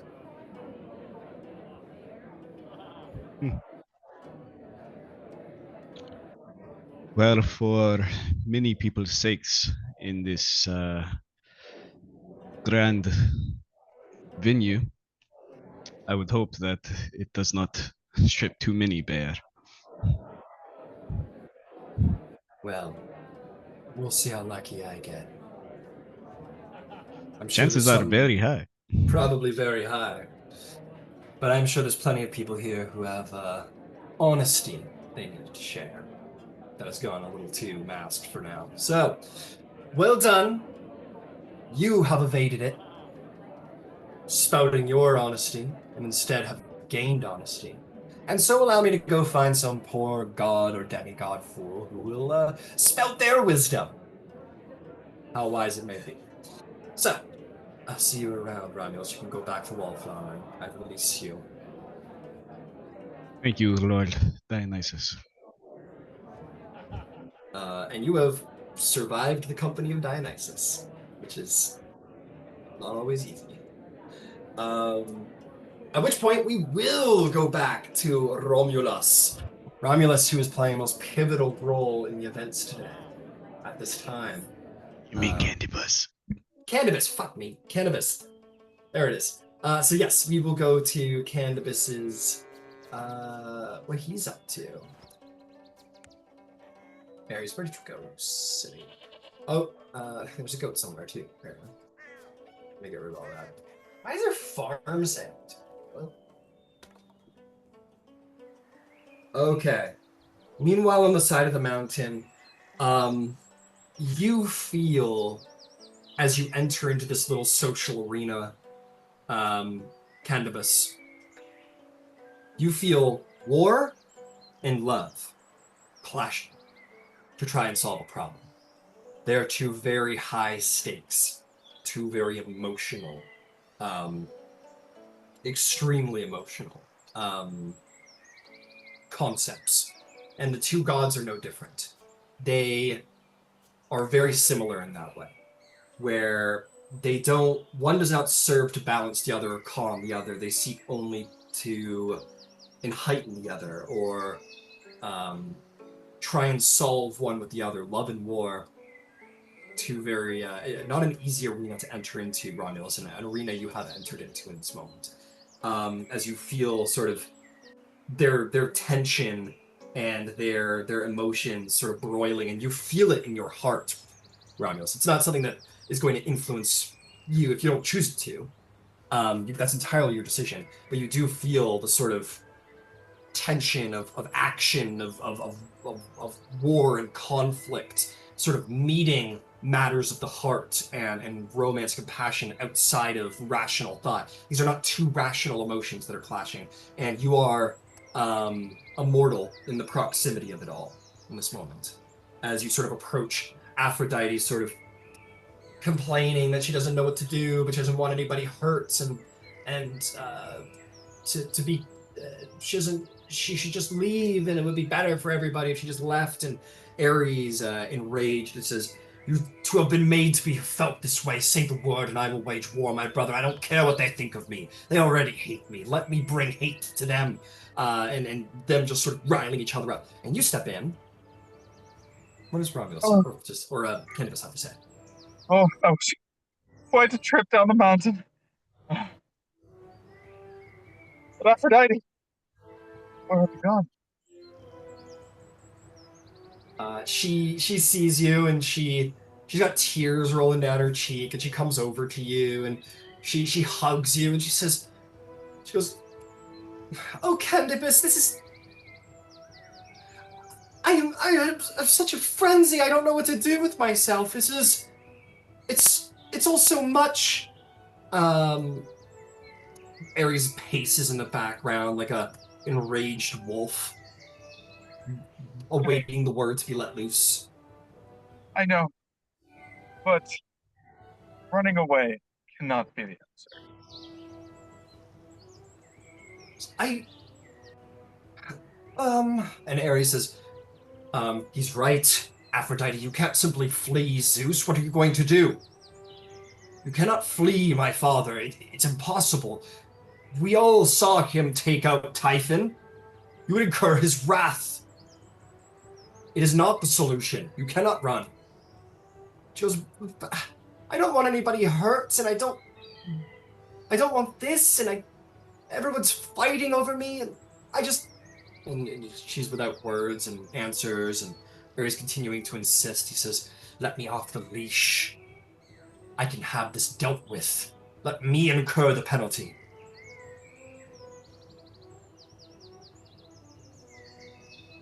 Let us take a deep breath. Let's try and solve this diplomatically, but if things start to go south, let's leave all our options on the table. Make a persuasion check. Okay, Persuade the god of war and love to be calm. persuasion.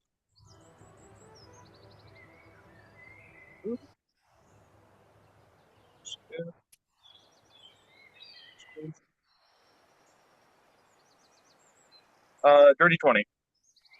Very good. Aphrodite kind of looks at you and kind of realizes that running away isn't the solution, that what you were saying is true.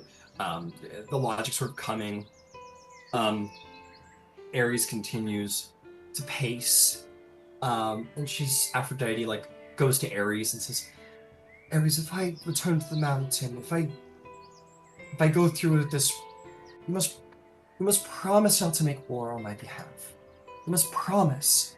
He says, I am the god of war. It is what I am to make war and fight and conflict. And she says, well then at least don't make it today. But Candybus is right. You're right. I can't run from this. I can't fight this. Zeus is not to be fought. And Ares kind of snarls.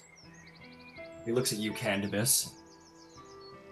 He goes, let us return to the mountain. Let us return to the mountain, Aphrodite. Very well. Let us all return. And he looks to you, Candybus, and says, you, I hope, have some great plan to change Zeus's and Hephaestus's mind. This is what you've claimed? I hope so. It'll take a little bit of luck, but I do have a plan here. And speaking of, I'll pull out the magical veil. I'll make another duplicate with it. Okay. That's a second level duplicate. Okay. And I'll give Aphrodite the duplicate veil. Wear this. She looks at it and mouth agape. She goes, This is beautiful. She kind of smells it. And she says, It's my home. And she like tears up and she goes, this is a wonderful gift from Romulus. Or fuck, Candybus. Because this is I don't know why. Guys, this, Have you thank been? Candybus. Yeah. How did you make such a thing, Candybus? This is a gorgeous wedding gift. Thank you. It's all a part of the plan. So you're giving her the duplicate. I'm giving her the duplicate. Got it. And she will put it on, and it does veil her, but it's like a mist. And even as it sort of like drapes down across her chest, like it doesn't do much to hide her. But she does look beautiful with it on. As she puts it on, like Ares kind of like scoffs angrily, kind of looks away, like he can't bear to see her like in her wedding veil. That makes her sad. She goes, I know. Thank you. I just want everyone to be happy. Sometimes you can't make everyone happy. Before you can do that, you must first make yourself happy.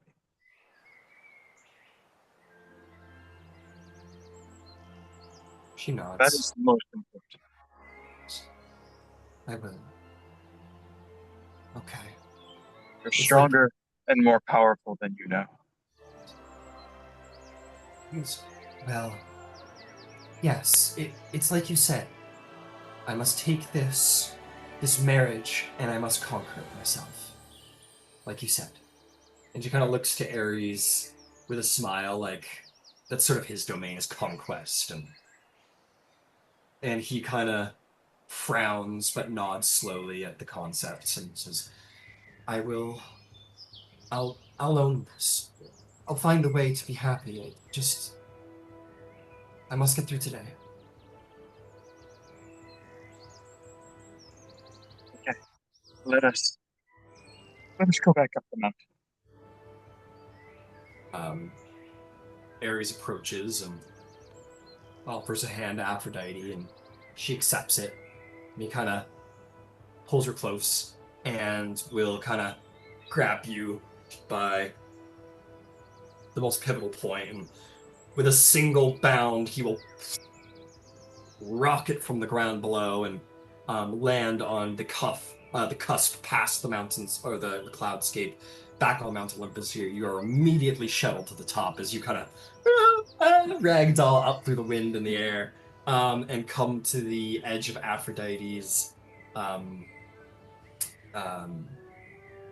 Aphrodite's domain that currently sits mostly empty, if not for the Graces, who immediately sort of flock over and they say, "Oh, great, Aphrodite, we missed you. Where did you go? Where did you go?" And she's like, "Oh, my friends, you know." And Ares will kind of, she'll look back to him and he'll say, "I better join players. I'll be expected, I'm sure." And she'll, yeah, go ahead. Before Ares leaves, I'll say, I trust you'll be at the wedding. I fear we may need somebody to help keep the peace.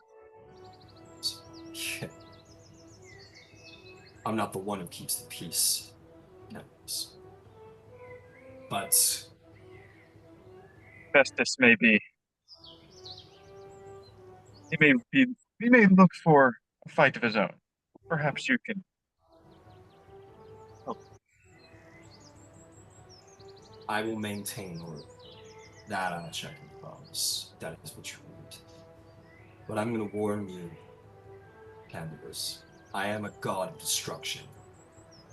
And I warn you, you are treading very dangerous paths here.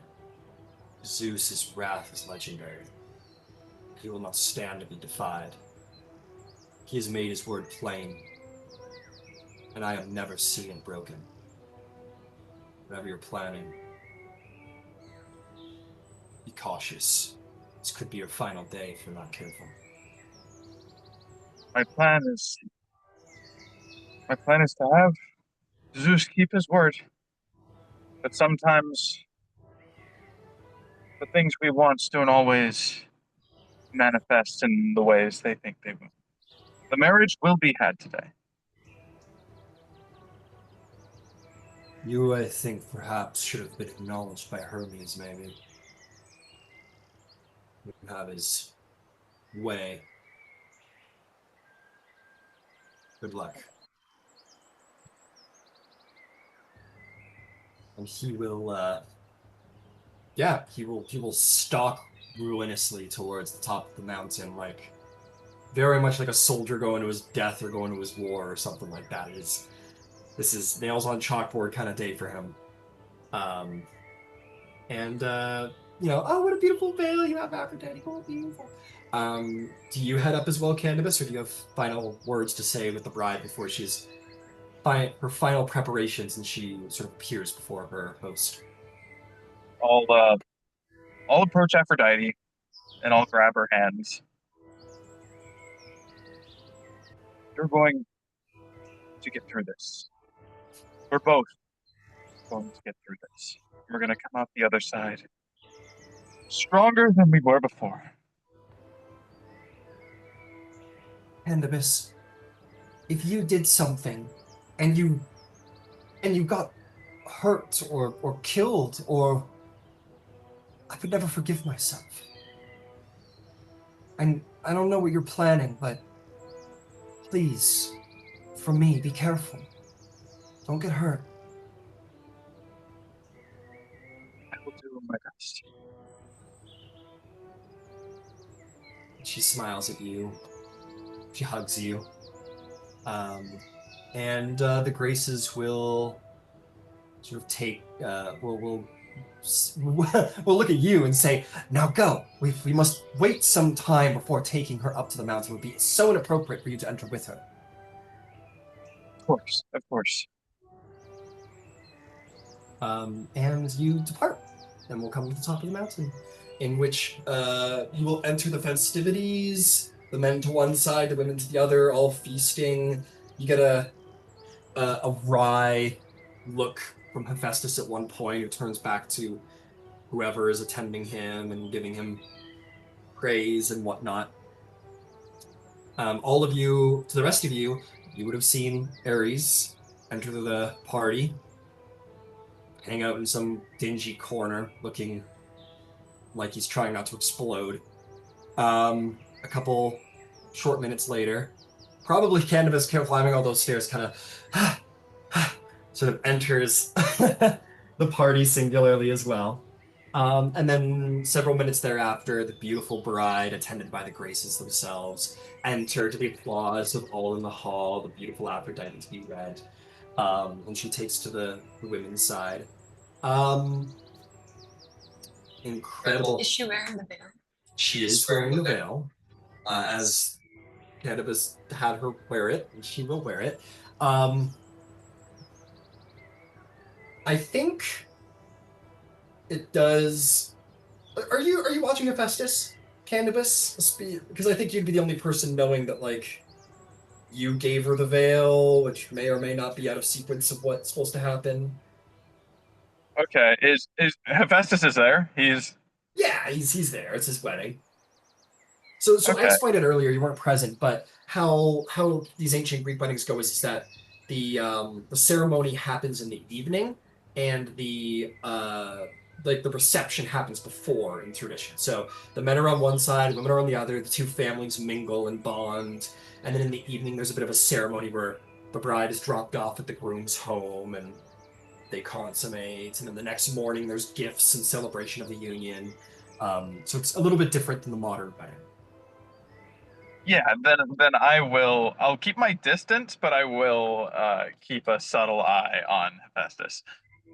He sees Aphrodite enter with the veil on, as it was meant to be his wedding gift, and she is just wearing it, and apparently is under the assumption that you made it for her somehow, Candybus, as you just gave it to her. Crazy. That's insane. Why would he think that? Why would she? Well, not him, but she's under that assumption, right? Oh, okay, yeah. Because you, did you tell her that this was the wedding gift? You never did, right? You just found it and it was. Yeah, you did. I think I did. You I did, yeah. explained it that You, that the real one was going to conceal her. right. So she's under the assumption this is, yeah, this is Hephaestus's gift. But Hephaestus sees her enter it and has, to his knowledge, of course, not given it to her. And he's like, you see on his face this like, what? Like, why is she wearing her wedding gift? And you see, kind of, I gotta see what the reaction is here. Hang on, he needs to. You see, he kind of limps across the party, um, to one of the Cyclopses, actually, and he will say something to them and kind of nod, and the Cyclops kind of makes his way out of the party with the other two, and the Cyclopses depart the party, and Hephaestus kind of looks around. Do you want to try and look nonchalant, Yeah, Candybus? yeah. All right, make me a deception or performance check, your choice. Oh, performance, you know it.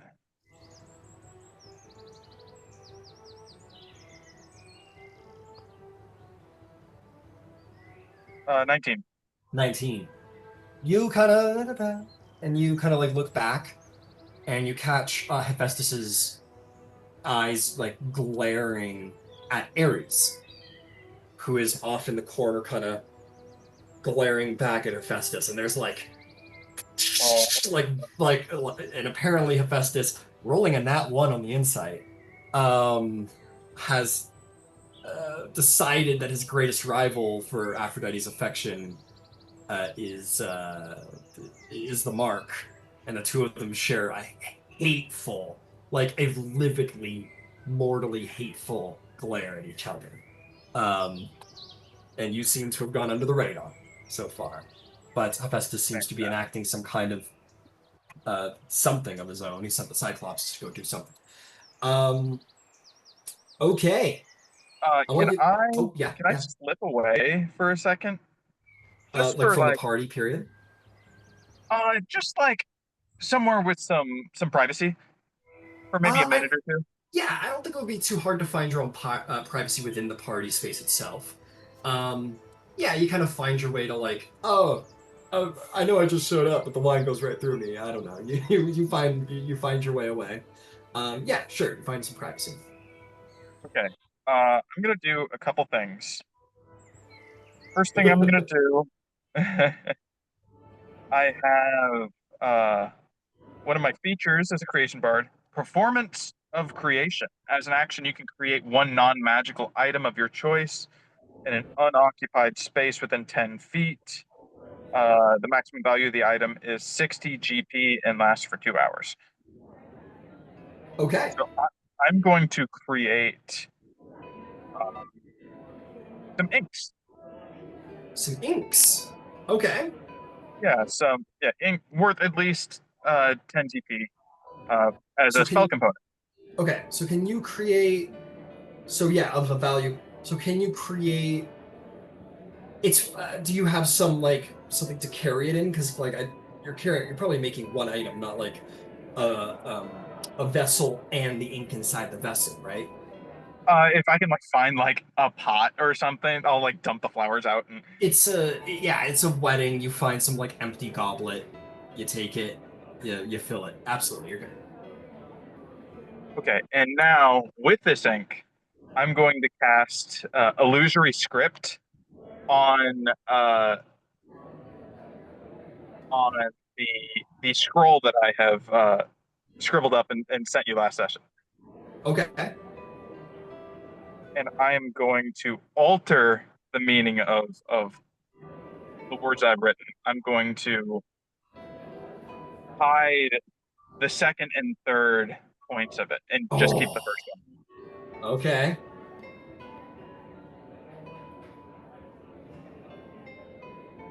Okay. All right. Fair enough. Okay. And once I've completed that, I'll tuck the scroll away and re-enter the party. All right. Understood.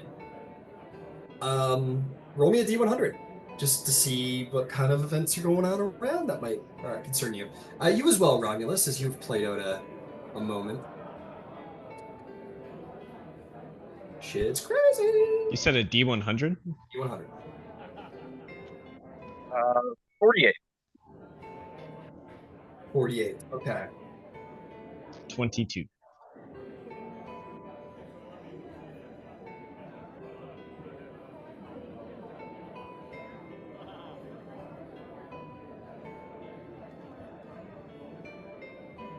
Hmm. Okay, sure. Let's do this one. What did you get there, Romulus? 22. 22. Got it.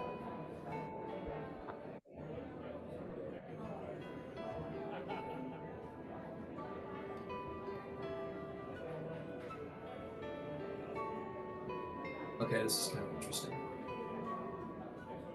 Alrighty then. Okay, so here's what I'm gonna say. We have reached our break time. So let's go ahead and have our break. When we get back, we are going to say some time has passed. With the whole party and everything. I want to make sure everybody gets to do what they got to do. I know there's a lot of moving parts, especially for you, Romulus. So everyone's gonna have a chance to do that. What was that? Or I don't know why I'm so mixed up today. Candybus. I know there's a lot of moving parts for you, Candybus. So everyone's gonna have every chance to do things, but this is meant to be the wedding day, so we are going to say that like the parties and the festivities are moving later into the night. Um, and when we get back, we'll sort of be encroaching upon wedding time for the evening. 15 minutes. We'll be back soon. The biggest twist is going to be that Romulus actually is the affair. I'll kill you! The evidence has arisen. It was Romulus the whole time. The Rizulus strikes again. Be your own people. Damn right.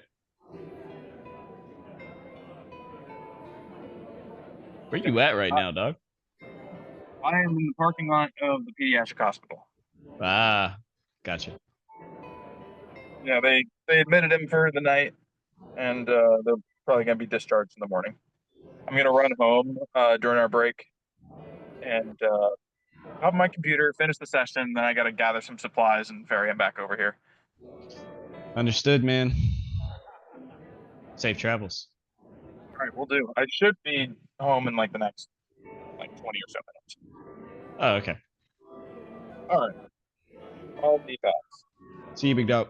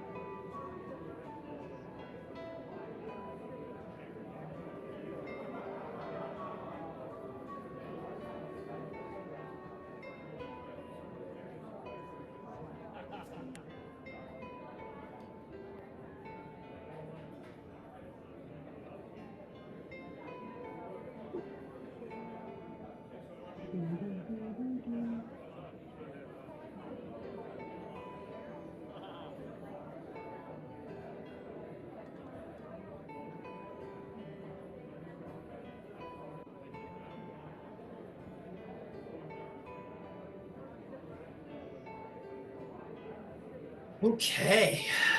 And we're back. With much nonsense afoot. Much nonsense indeed. Okay, we're gonna have a couple of quick side tidbits of things that go on around the wedding. Give everybody something to do. Um, let's see here. Hmm. Let's see. Romulos isn't here.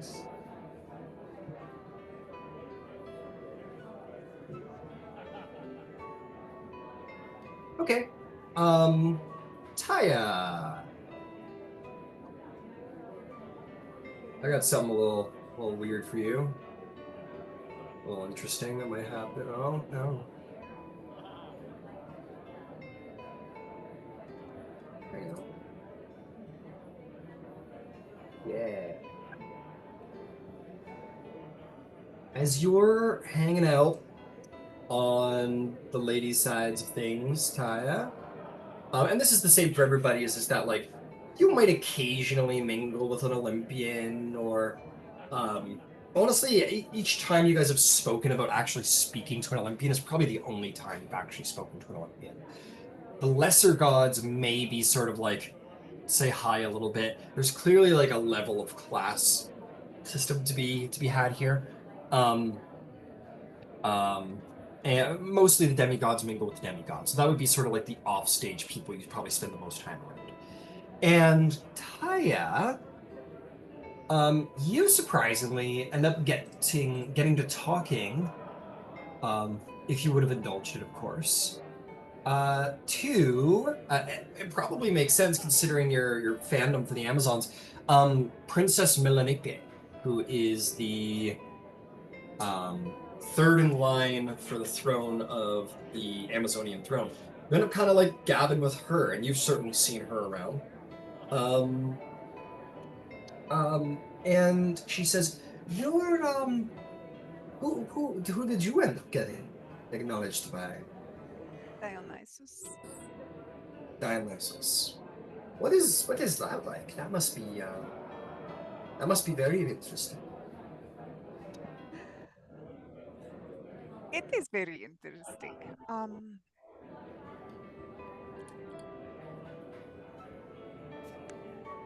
Okay. I am still figuring it out. I am still figuring it out. He's sort of in the middle of everything. I I guess that makes sense. Hmm. And so at least now I find myself watching, uh, as I have had no real experience with him like this before now. I see. Can I ask you something? Of course. You've traveled with my niece for some time, yes? At least around the mountain. You seem to have made friends with her. Yes. Are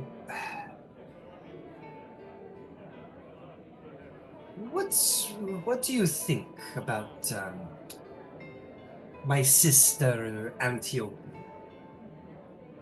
Has she spoken to you of her? Honestly, Vasaliki and I have not had time much to speak of personal matters.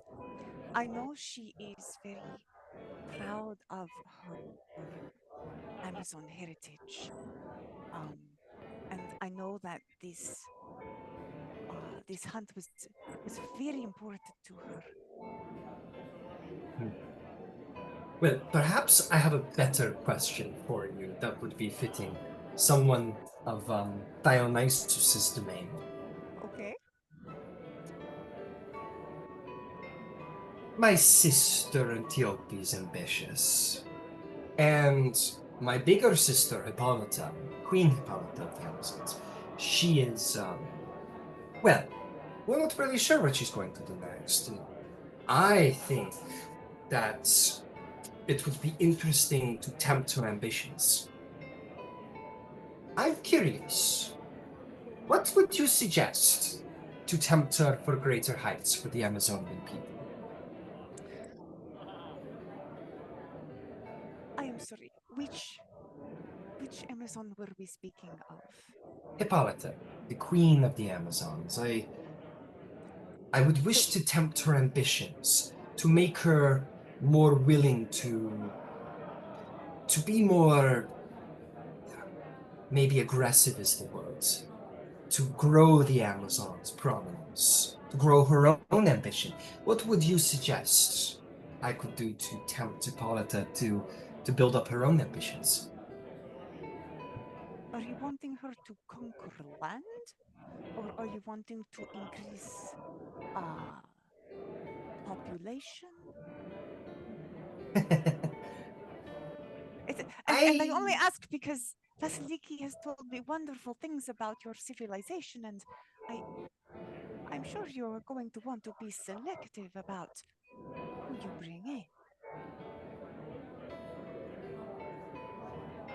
Hippolyta will do what is best for our people. And whatever she decides, I entrust. I do not know what it is exactly that she would end up doing, but sort of, you can trust that if you let the wolf out of the cage, it's going to hunt. In the same way, I would just simply seek to help Hippolyta wish to reach for higher ambitions. Whatever those ambitions may be. Unspecific, I suppose, would be the answer to your question. I don't know. Who does she serve? Who does Hippolyta serve? Is she She serves champion of none. any kind? She is the queen of the Amazons. So she does not bow to a god at all. She does not Oh, pray. she has piety. Is there one whom she favors? She is the champion of Athena, goddess of wisdom. Propose a test of wisdom. How would this help her grow in ambition, do you think?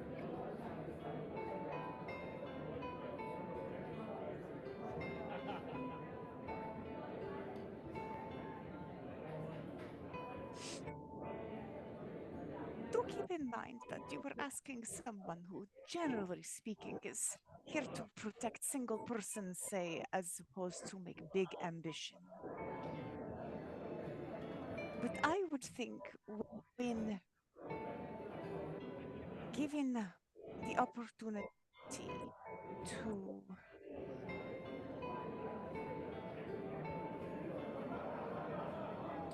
attack versus not attack,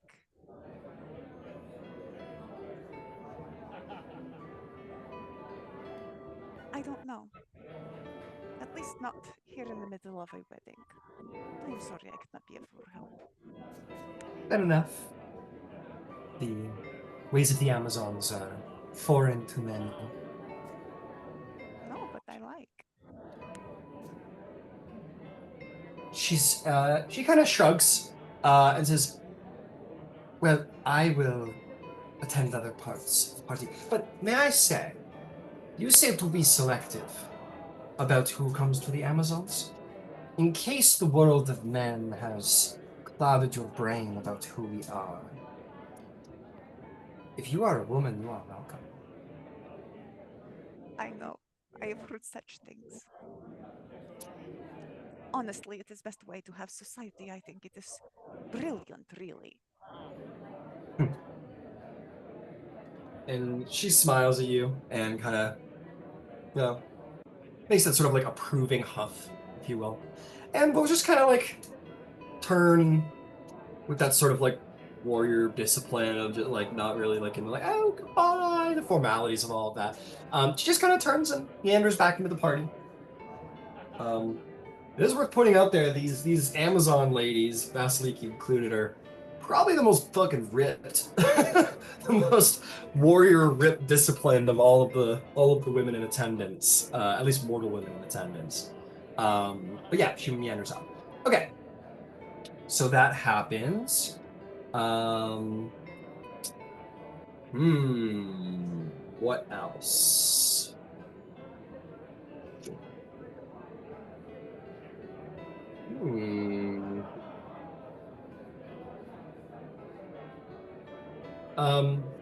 Anything Romulus, Vasaliki, Xanthos you guys would like to get up to? Or shall I impose upon you events? Impose upon me. All right.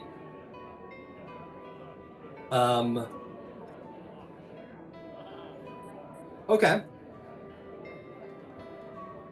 Yeah. Cool.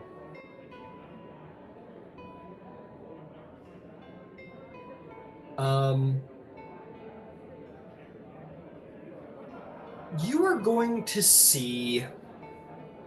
Who is it going to be? Who is it going to be?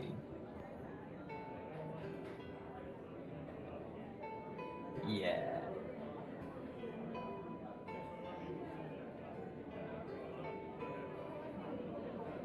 Oh.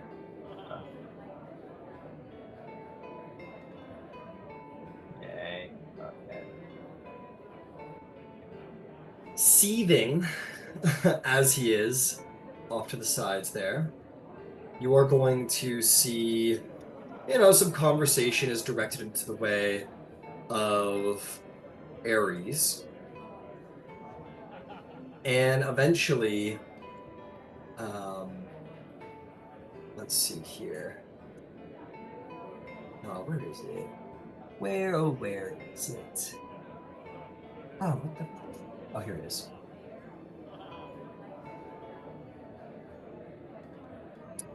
Oh, sorry, I'm having a little trouble finding this thing that was about to happen.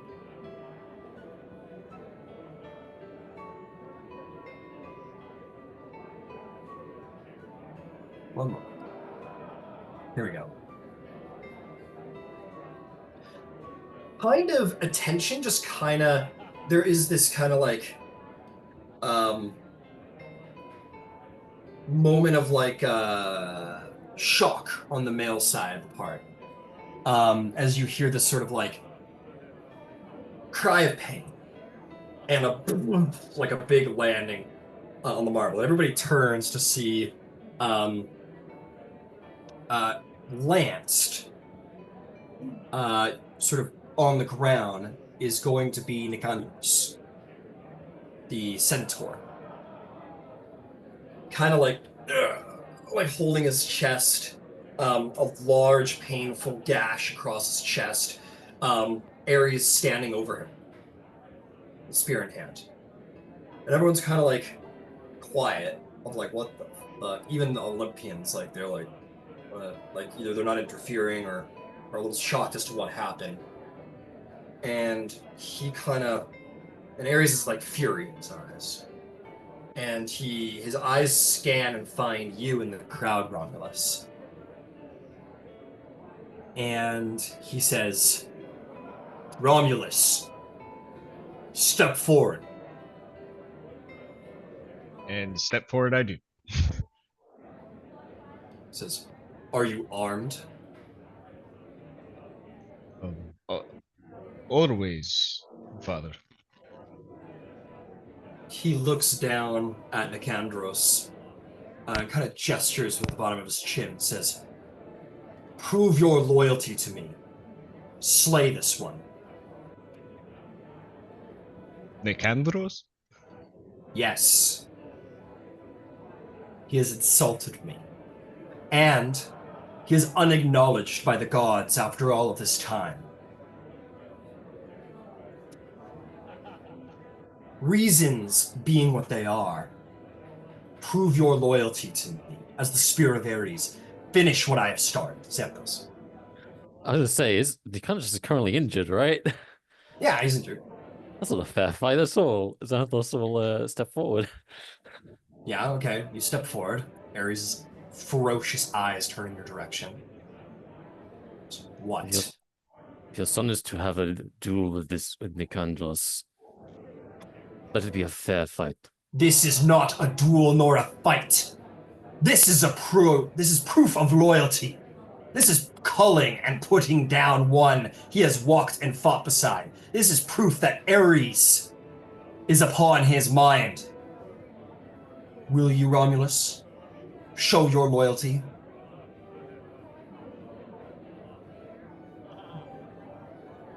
Yes, I will. Shit. And he'll, he'll fucking pull out. Remind me again who Nicandros is. He is the centaur hunter who is attempting to Oh. earn Artemis's blessing on the hunt, the boar hunt, but lost the boar hunt because Vasaliki won. So he is. I was supposed to be on his team. Yeah, you were on his team. I think you were one of the original people who joined his hunt. Yeah, I was. We can Anyway. say like you were there at the hunt, like no negative thing. Maybe you were a side character in the hunt, but so you Okay. hunted alongside him. He kind of looks up and has the wild look of someone who's a little like a frightened deer or a cornered animal a little bit.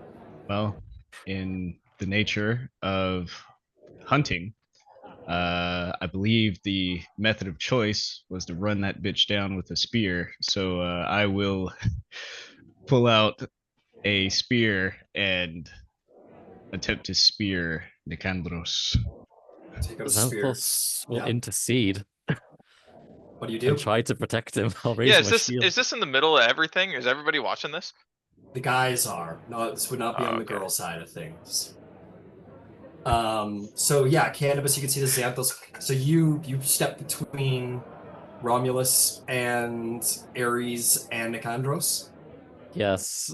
I'm gonna regret this so Guys, badly. let's not make this more difficult than it has to be. This is the run up to a wedding. This is no place to be spilling blood, no matter how angry or wronged you may feel.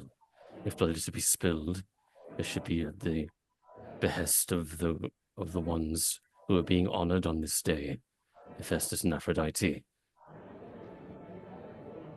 What do you wish? Ares raises a hand and backhands Xanthos across the face, sending him colliding into the wall. This will be considered, however, mercifully for the god of slaughter, non-lethal damage. But in this moment, you are unconscious. Lovely. I expected as much.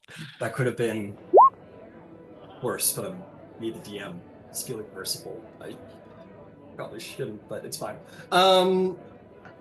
Romulus, with him out of the way, what do you do? Who else said that they were in the way? Nobody, I don't believe. I'm staying out of this one. Okay. I thought I heard more names. It's funny how the names just fade away. Anyway. Definitely wants to point, by the way, Xanthos to Ares. Yeah.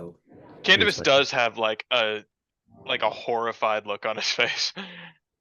Many people do, but Ares politically is more powerful than most here, and it is often not. But hate him if you will. It is often not a smart move to stand between him and his goals, especially needlessly, especially not for the life of a single mortal.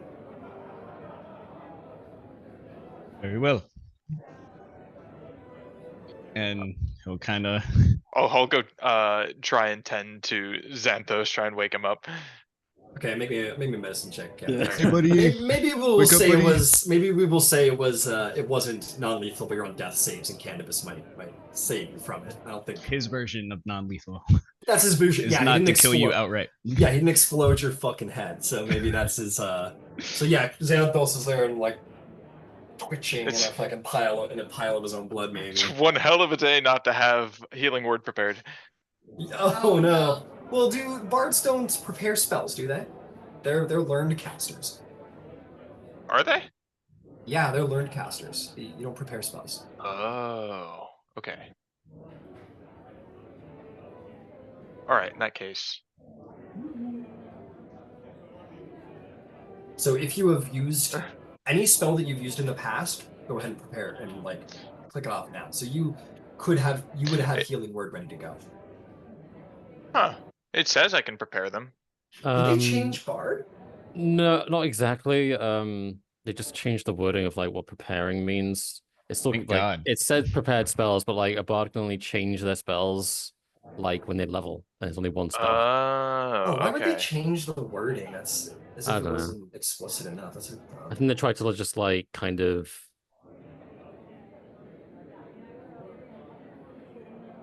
yeah, I prepared can't remember. spells. I can't remember exactly what Prepare their wording was, like why they did that, but they try and like homogenize it try all. yeah, try and make it more confusing, please. Um Changing prepared spells. Whenever you gain a bard level, you can replace one spell on your list with another. So yeah, you have a Okay. set number of spells, and then at level up, you get to pick a number of extra based on the chart and swap one at level. But anything that you have cast, so duplicate, for example, Hmm. and healing word, those mark those off. Those are your spells. So you could anyway, for the sake of the moment, you could healing words and if you wish. Okay. Okay, that's what I'll do. Yeah, so mark off like a level 1 healing or whatever you'd like to do. Give him the tally. But in the meantime, Romulus. Yeah. Yep. Romulus. I will kind of walk over to Nicandros.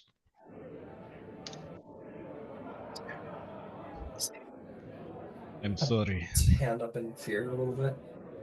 I am sorry, Nicandros. But this must be done. And he'll stab him.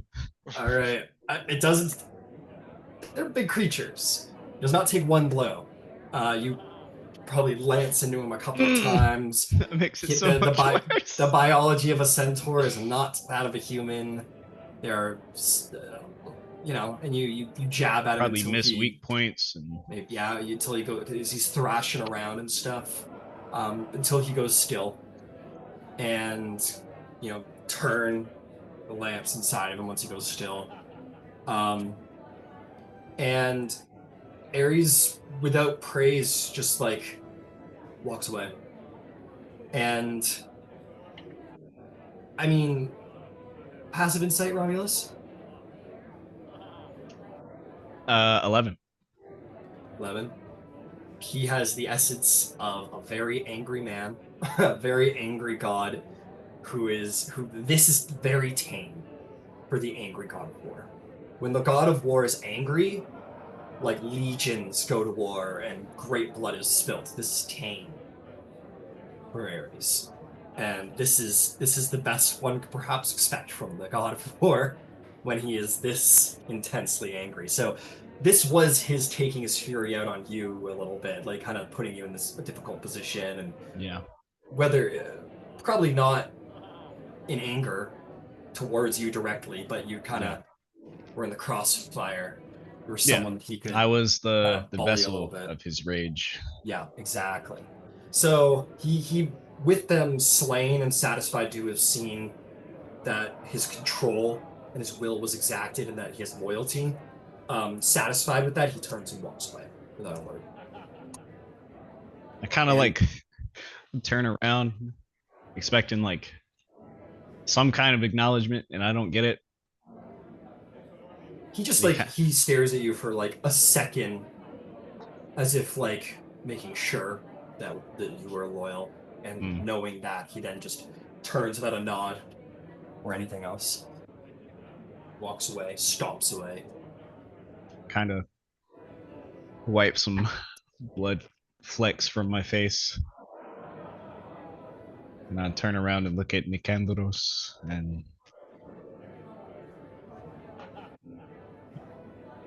I don't think he shows any emotion, but he just kind of walks over to a corner where there aren't any people and starts cleaning his spear. I would say, like as you kind of looking around, I think Hera like actually kind of comes forward, kind of like puts a hand on your shoulder, Romulus, and kind of invites Hestia over, and says to Hestia, "Take him somewhere where he can climb." And kind of gestures, and Hestia says, "Yes, Queen Hera, we'll sort of like help you out of the room, kind of take you somewhere where you can like be private and wash yourself with blood." And Hera kind of says, "What are you all looking at? Return to the festivities. This is a wedding day, not a not a gladiatorial arena. And she's like, somebody clean this up, and starts like immediately kind of like angered at the crowd for indulging this and all of this, and starts putting things right, kind of getting back to the mood.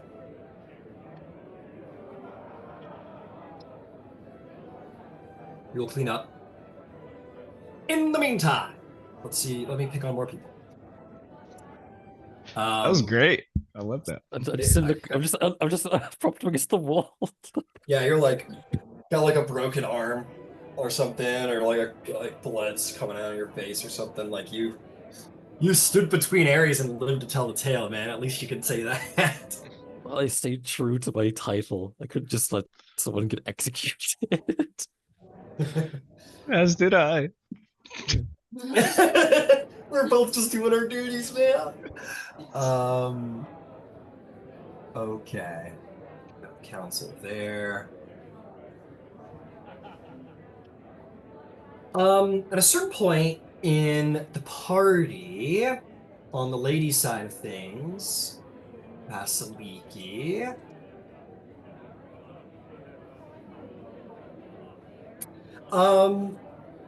You kind of like find yourself near to Aphrodite. Maybe you go forward to like show her praise and be like, oh, congratulations. Let's just give her the general praise. And she will turn to you and she will say, oh, Vasaliki, it is good to see you again. We've not spoken in a couple of days, have we? Pleasure is all mine. Congratulations on your wedding day. Thank you. We should speak.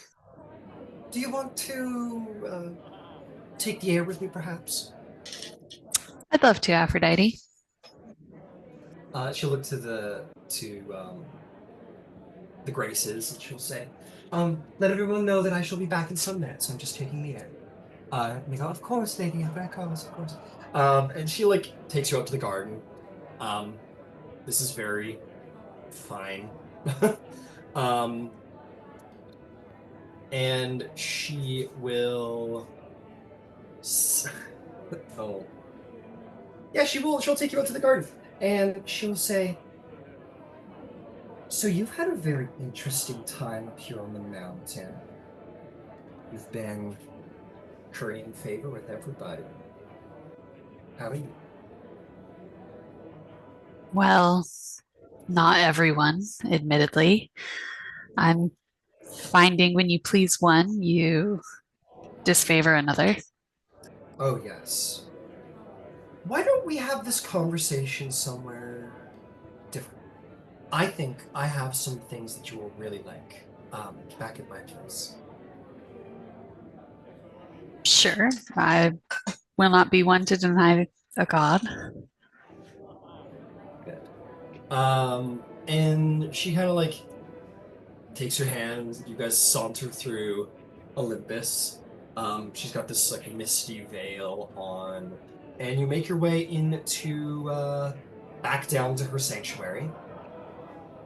And as she takes you inside, you are going to see, perhaps with some surprise, that you've been in here before, right? You've been to her sanctuary, we'll call it. I can't remember. I know I was outside with the Graces, but I don't know that I went inside. I can't remember. It's all good. Anyway, she allows you in, and she says, I have found some things I think you'll find quite exciting. And as she opens up, you will see at a certain part of her sanctuary is a number of recognizable art pieces. There are some sort of like rough paintings. Actually, no, you know what? You'll see these like beautiful. At this one point, there is this like rock wall that looks like it's literally been like chopped out of like the inside of a cave or something. It's been propped up on display, You find a number of like urns and vases and some beautiful paintings, and they are very Amazonian, but not the Amazons you know. There's something more. Some of it's more primeval, and some of it's more advanced than you'd expect from your homeworld. And she will say to you, "Are you aware of the Delusian flood?" Am I? I think so. I don't know. Make me a religion or history check.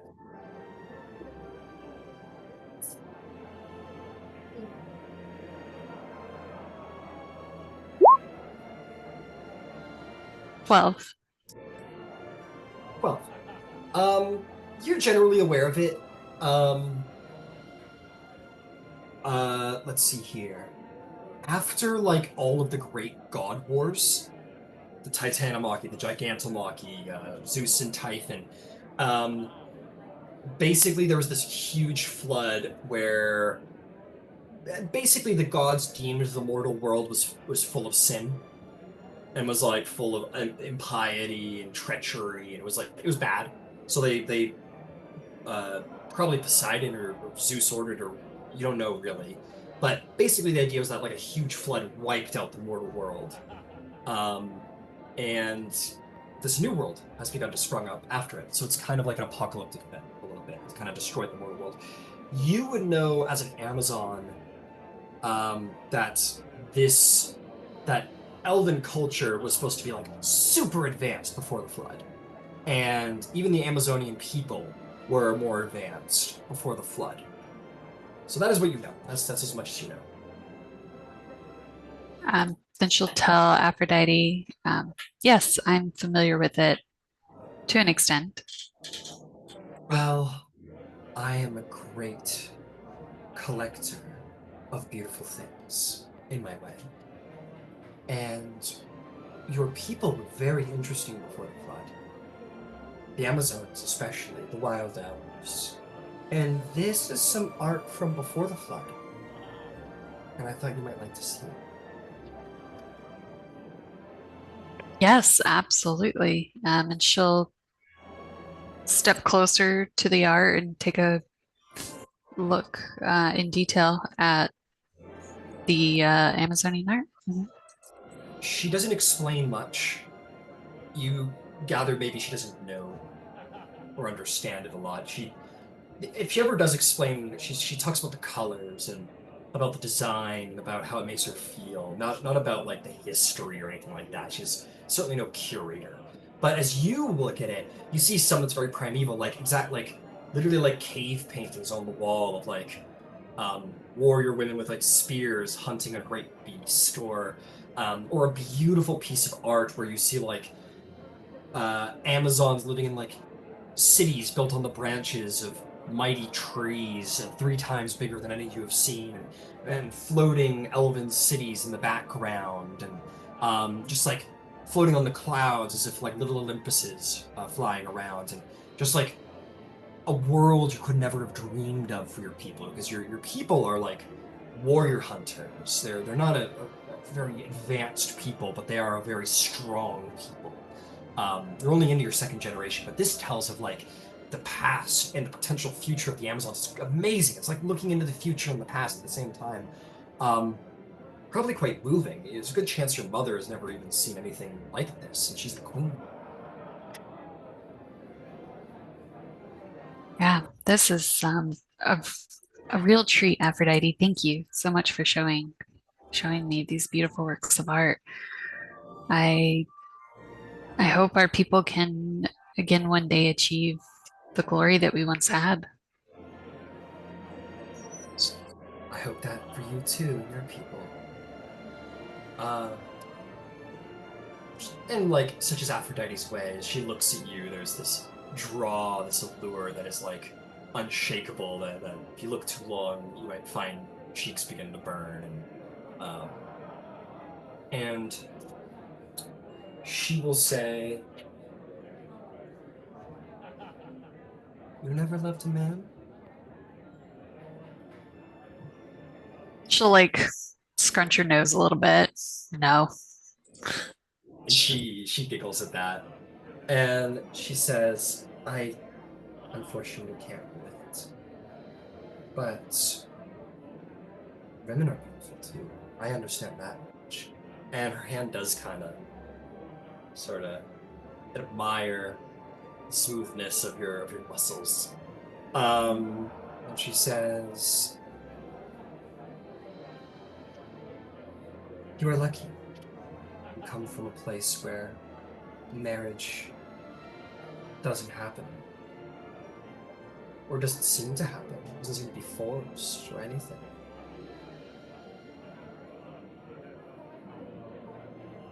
You just love freely.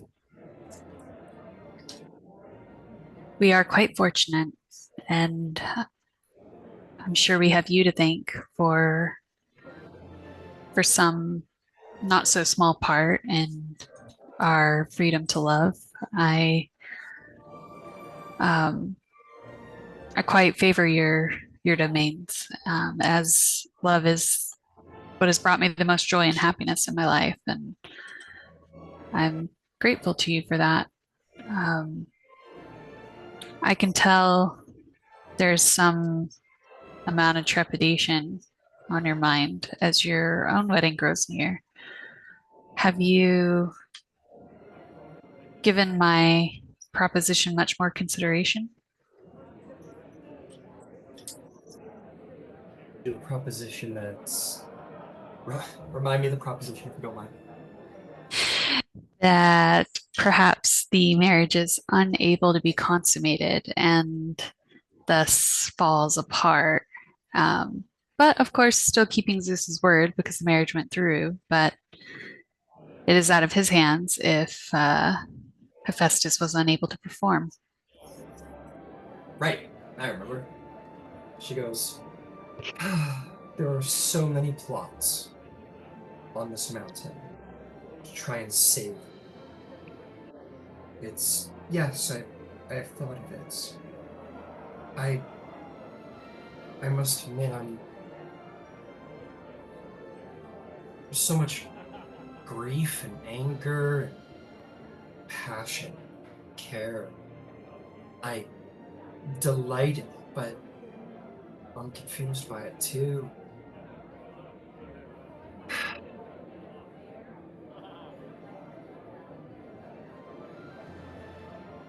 You're very sweet to consider me that. I know you haven't spent too much time focusing on finding love of late. But maybe she kind of, fingers continue to trickle down your arm. She goes, maybe a little love will find you. And she will take a glass and she'll hand you a glass of wine. And she'll say, let's cheers to finding love where we least expect it. I'll happily cheers to that, Aphrodite, and she'll lift a glass to love.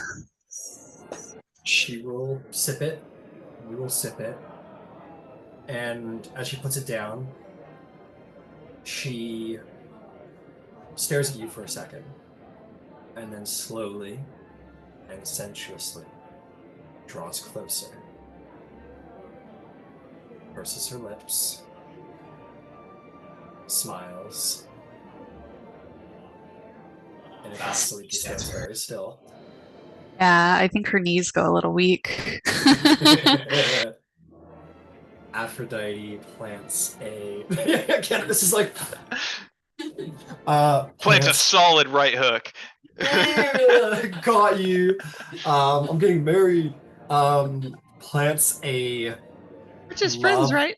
Yeah, a lovely, girly, very intensely where emotions and physical feeling all mingle and become confused and elated all at the same time, and your lips sparkle and you lose track of time for a moment as she plants upon you a kiss. And then she'll whisper in your ear. She says, I offer you the kiss of inspiration because you have inspired me. You will find it much easier to draw people to your way of thinking for the day. But be careful, for your lips may be a little bit more pink when you leave. She said, but be careful because your lips will be a little bit more pink when you leave.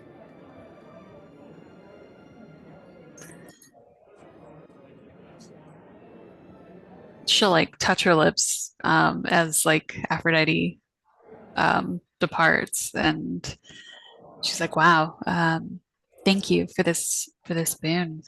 I'm I have no words. You leave me speechless." You will have advantage on all charisma checks for the rest of the day. Well, it's like about evening now, so you have it for 24 hours. But if you happen to like look in a nearby glass or something, you will notice that your lips are like not like in a weird way, not in like a someone who doesn't know how to do makeup kind of way. Not a hot pink. Yeah, not a hot pink, but you can see that she's left her mark on you, and it's not hard to see.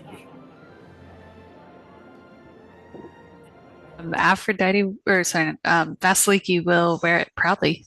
Her little mark of a kiss. Does Yeah. Hephaestus see? Well, I guess this he is- can't now, right? This is it. She says, well, she'll say that, well, we must go.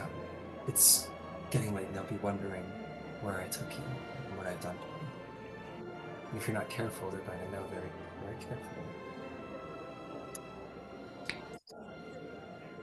Well, I'm not ashamed of love, nor the goddess of love. So I don't care who knows. And very unlike Vasiliki, she's like kind of caught up in the moment, and she's like, I don't care, but she usually does care a lot. Yeah. And she smiles and says, yes, I think I will watch you for some time. Let us go. And as you return to the party, and you bear these, you're going to gain a point with Aphrodite. So you've accepted her kiss. Well, we'll get to the who you lose points with. But I think it'll. You're gonna lose a point with Hephaestus and Ares.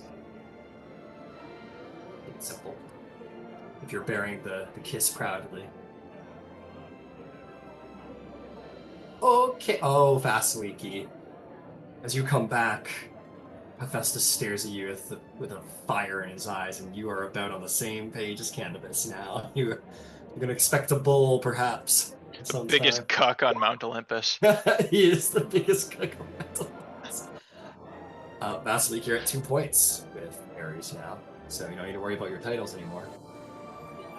Okay, with that out of the way, I've got one more, and that's for Xanthos. Okay. And then we'll get to the end, I'm sure, of Candybus's plots and the events to come. You wake up to me, like slapping your face. I give you a healing word, 7 hit points. Yeah. And and you called me not careful. That was crazy. I warned Romulus not to lose himself in the pursuit of glory, and it seems he did not heed my words. That was not just or glorious. That was just an execution. Yeah, well, that's kind of what the God of War does. Despite my... I think he almost killed me. I would still make the same decision again. I have to stand for my principles. That's reasonable, and perhaps Hades will find a merciful spot for him.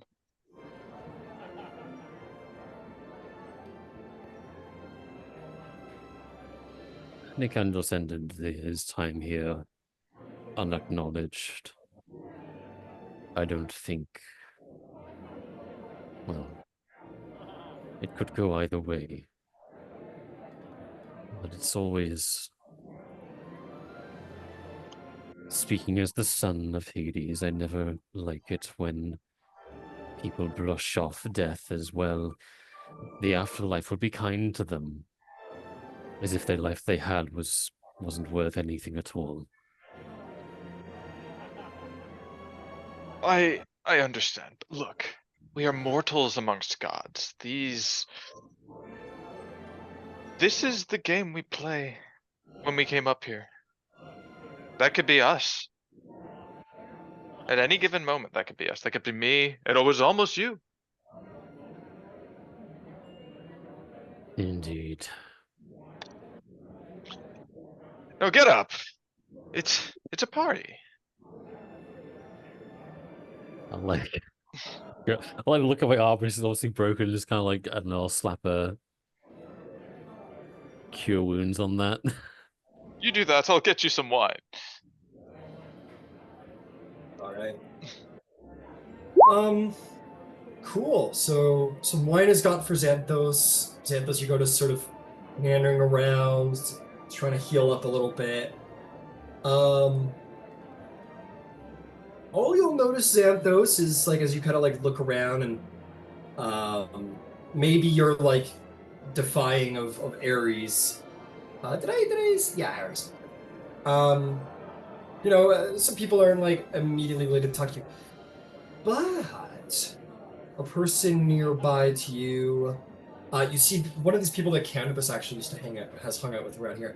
You see this like gorgeous demigod, like arguably probably like the prettiest demigod you've seen on the mountain, or one of them anyway. And he is like laying on a couch, kind of by himself. Some people are around him talking a little bit, and he's like staring into his goblet and like kind of adjusting his hair, checking his appearance, and he's like not really paying attention to anyone around him, and he's just like really into himself and his appearance. At that point, you're gonna see Vasaliki and Aphrodite enter the party, to which there is grand applause as Aphrodite enters. This guy doesn't applaud. He is a little too busy looking at himself in the goblet. And Aphrodite does seem to take note. And she kind of scrunches her nose a little bit. And you see her lips kind of like move to herself, like she's saying something to herself. She stares at it. A little, not vengefully, but certainly like unhappily. And then proceeds to the lady's side. You think Xanthos does anything in that regard?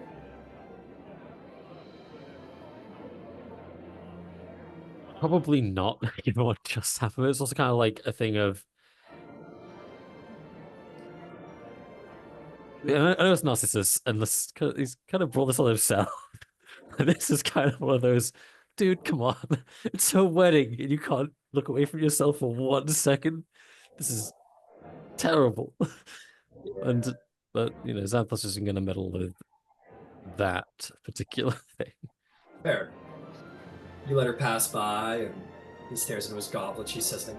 You'll also notice Vasaliki, though not unattractive. In fact, it might even complement her beauty. Think about Vasaliki's lips. Seem a little brighter, a little bit more saturated with color. It's complementary to her beauty, but it's you don't know what it means, but you're like, oh, what's going on over there? Like her fully changed color. That's interesting. And all of you who would care to notice would notice as well. Vasaliki seems to have a more vibrant color to her lips, almost unnaturally beautiful, unnaturally saturated with divine color. To which a couple of people may declare. With that, you guys begin to see Hera going to Zeus nodding, and you see this sort of like the sun sort of going down, and everything's moving towards the ceremony. Candybus, is there anything you would like to do, or anyone might like to do, as you feel that you are moments away from Hera or Zeus declaring that the ceremony is about to commence?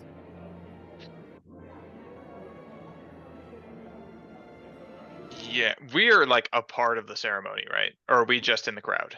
You'll witness it. You'll be a part of the crowd, but you're not going to be like conducting the ceremony. Heard. Are there... There's like music and theatrics going on? Or is there not? Yeah. Yeah, there's nymphs dancing around, playing flutes, and music is being played. There's absolutely festivities and food and wine and all the 9 yards. It's a divine banquet. I think I might disguise myself as one of these musicians of this wedding. Okay, you do so.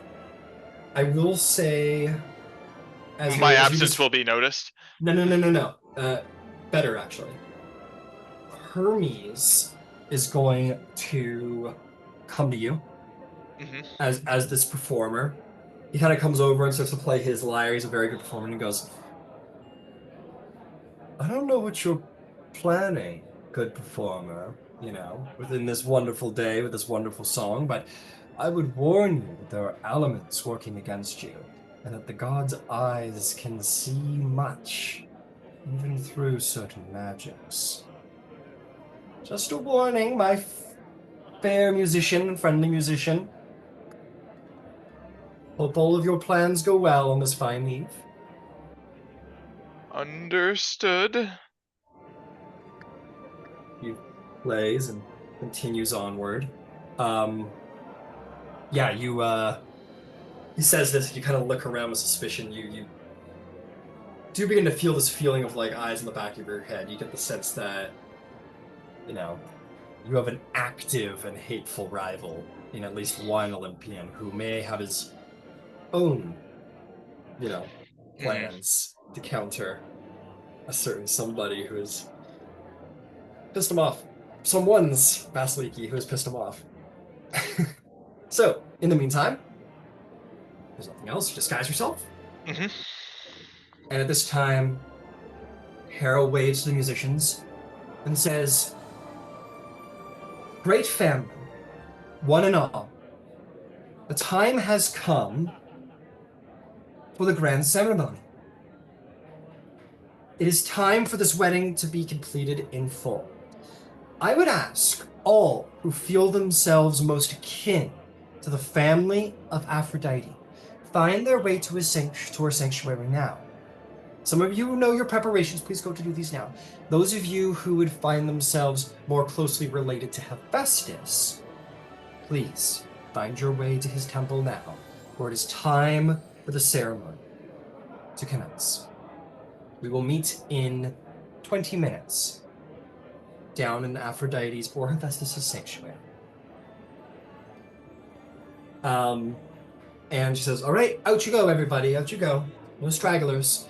And everyone will begin to sort of find their friends and begin to move down, and get the sense like a lot of the males will be with Hephaestus, a lot of the females will be with Aphrodite. This one isn't too explicit gender-wise. This is more about who vibes with who the most. There will be some expectations put on certain gods, but not on any of you. So any of you could stand with whichever god you would please to. So I'll ask, as you guys make your way down to the gardens of Aphrodite and the sanctuary of Hephaestus, who is standing alongside which god?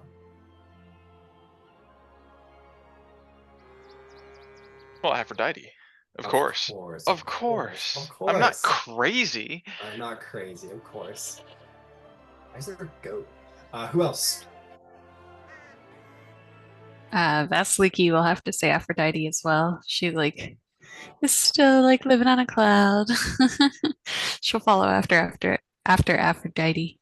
Understood. I would also stand with Aphrodite. Of course. Gentlemen. I think I'm gonna be on the Hephaestus side. Okay.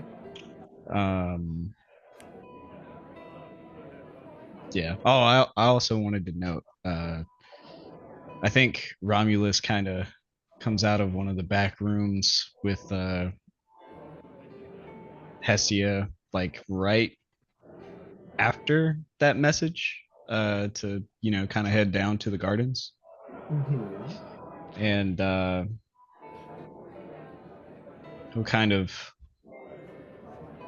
well, no, he won't really meet the eyes of anyone. Okay. Yeah, but he would be looking for Xanthos. Okay. I'd say you guys could like walk down together if you wanted. Sure. And just I'm undecided as far as which Xanthos is going to. Hey, you've had I believe you had more conversations with Festus, if I'm not I mistaken. have. It's also the part of this causing me like conflict is because Xanthos, admittedly his wife's dead, but he did considers, thinks of her very fondly. So like love has been a part of his life. Mm-hmm. So it's kind of like who to resonate more with in the past, and who to resonate more with currently. I guess I'll go with the present and say I'll go with the Hephaestus. All right. Understood. Above table, I want to be like close to Hephaestus in case like he tries some shit on one of you guys, but that's above table. Are you gonna Jamie Lannister him? Yeah, red wedding. I can remember his ass. But yeah, if you're working alongside Xanthos, gods. Sorry.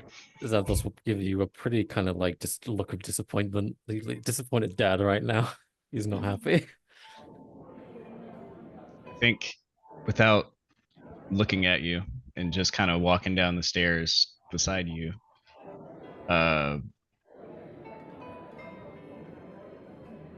he would feel your gaze and he would, without looking, just say,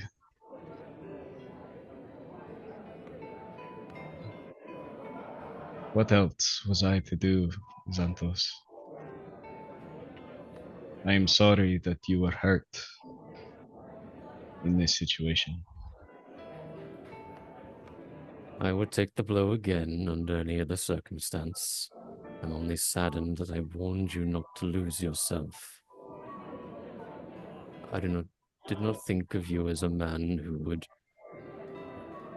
execute an injured opponent on command. Did you see me as a man that would follow orders?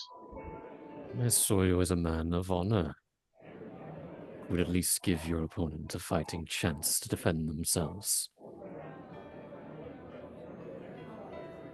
Be quiet for a few steps.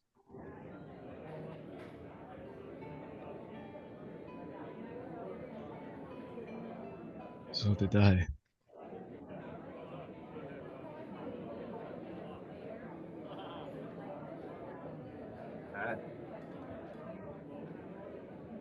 I am sure to no one's great surprise as you guys all amass down below. Oh, she's so big. Um, Aphrodite's side, to no one's great surprise, is filled with people. Most Here, as we're going down, like we're making our way, all I assume I'm like a satyr or something. You said the satyrs are playing the music for this wedding. yeah, satyrs and nymphs are sure making music. Ooh. I'll be a satyr, and I'll like come up to Vasaliki and say, "Hey, I couldn't help but notice you had something right here." Not knowing it's Candybus, she'll like I say, "It's me, Candybus." Oh, okay. I'm not trying to like yeah. You're about to get a much colder response. Okay, Candybus? Sure. Yeah, Aphrodite she'll like look around and kind of lean in and whisper like she kissed me. And here I was thinking you were all hunt and war. Yeah, she'll smile at that. Perhaps there's a side of me you don't know yet. I have a very special place in my heart for love and the goddess of love. Then you're in the right party. I fear Hephaestus. I might have gained Hephaestus's wrath. Um, I That noticed makes two of us. I haven't even said 2 words to the man, and I suspect he hates me. Couldn't imagine being that jealous of mortals. He's he is the only flawed god. Um, and she'll like shrug, with the referring to his limp. Um, I mean, that's obviously why I'm in such a visage. I I think that's very clever of you, Candybus, and I wish you well today. To not further anger the god. Well, between you and me, that was kind of my plan. Oh, well then, I wish for your safety. And if you need someone to stand at arms with you, I will gladly lend you my spear. I thank you. I certainly hope it doesn't come to that. Well, I am curious to see what you have planned. You keep things exciting, that's for sure. Life has to be exciting. Well, I tend to like it that way as well. So, yeah. Well, I wish you the best. Must remain undercover. Yeah. Well, good luck. Good luck to yourself.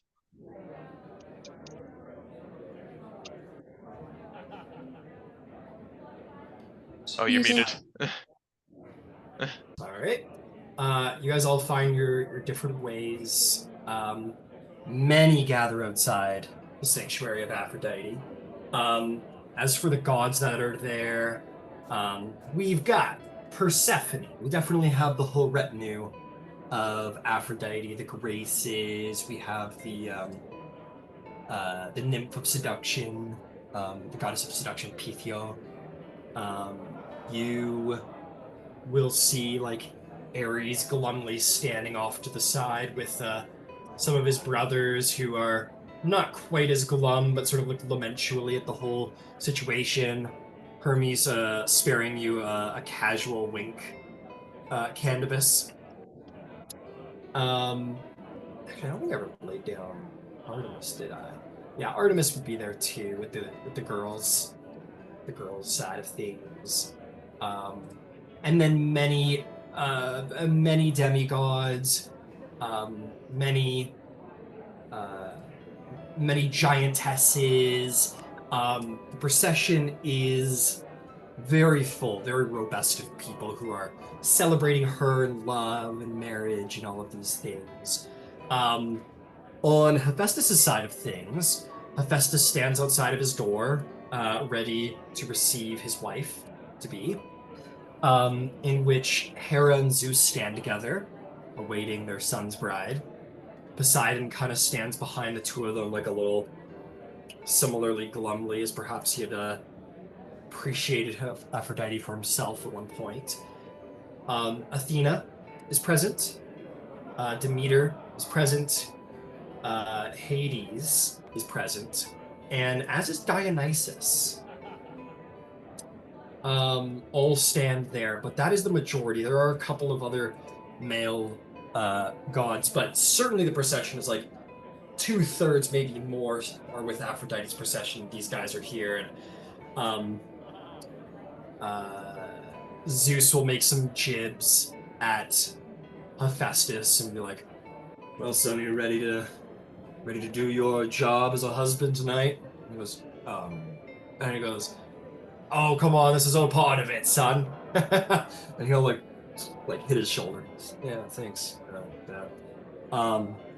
Poseidon says, We'll see if you can do the job. See if she wakes up a bride tomorrow or not. Zeus kind of laughs at that, and Festus kind of looks a little glum at that.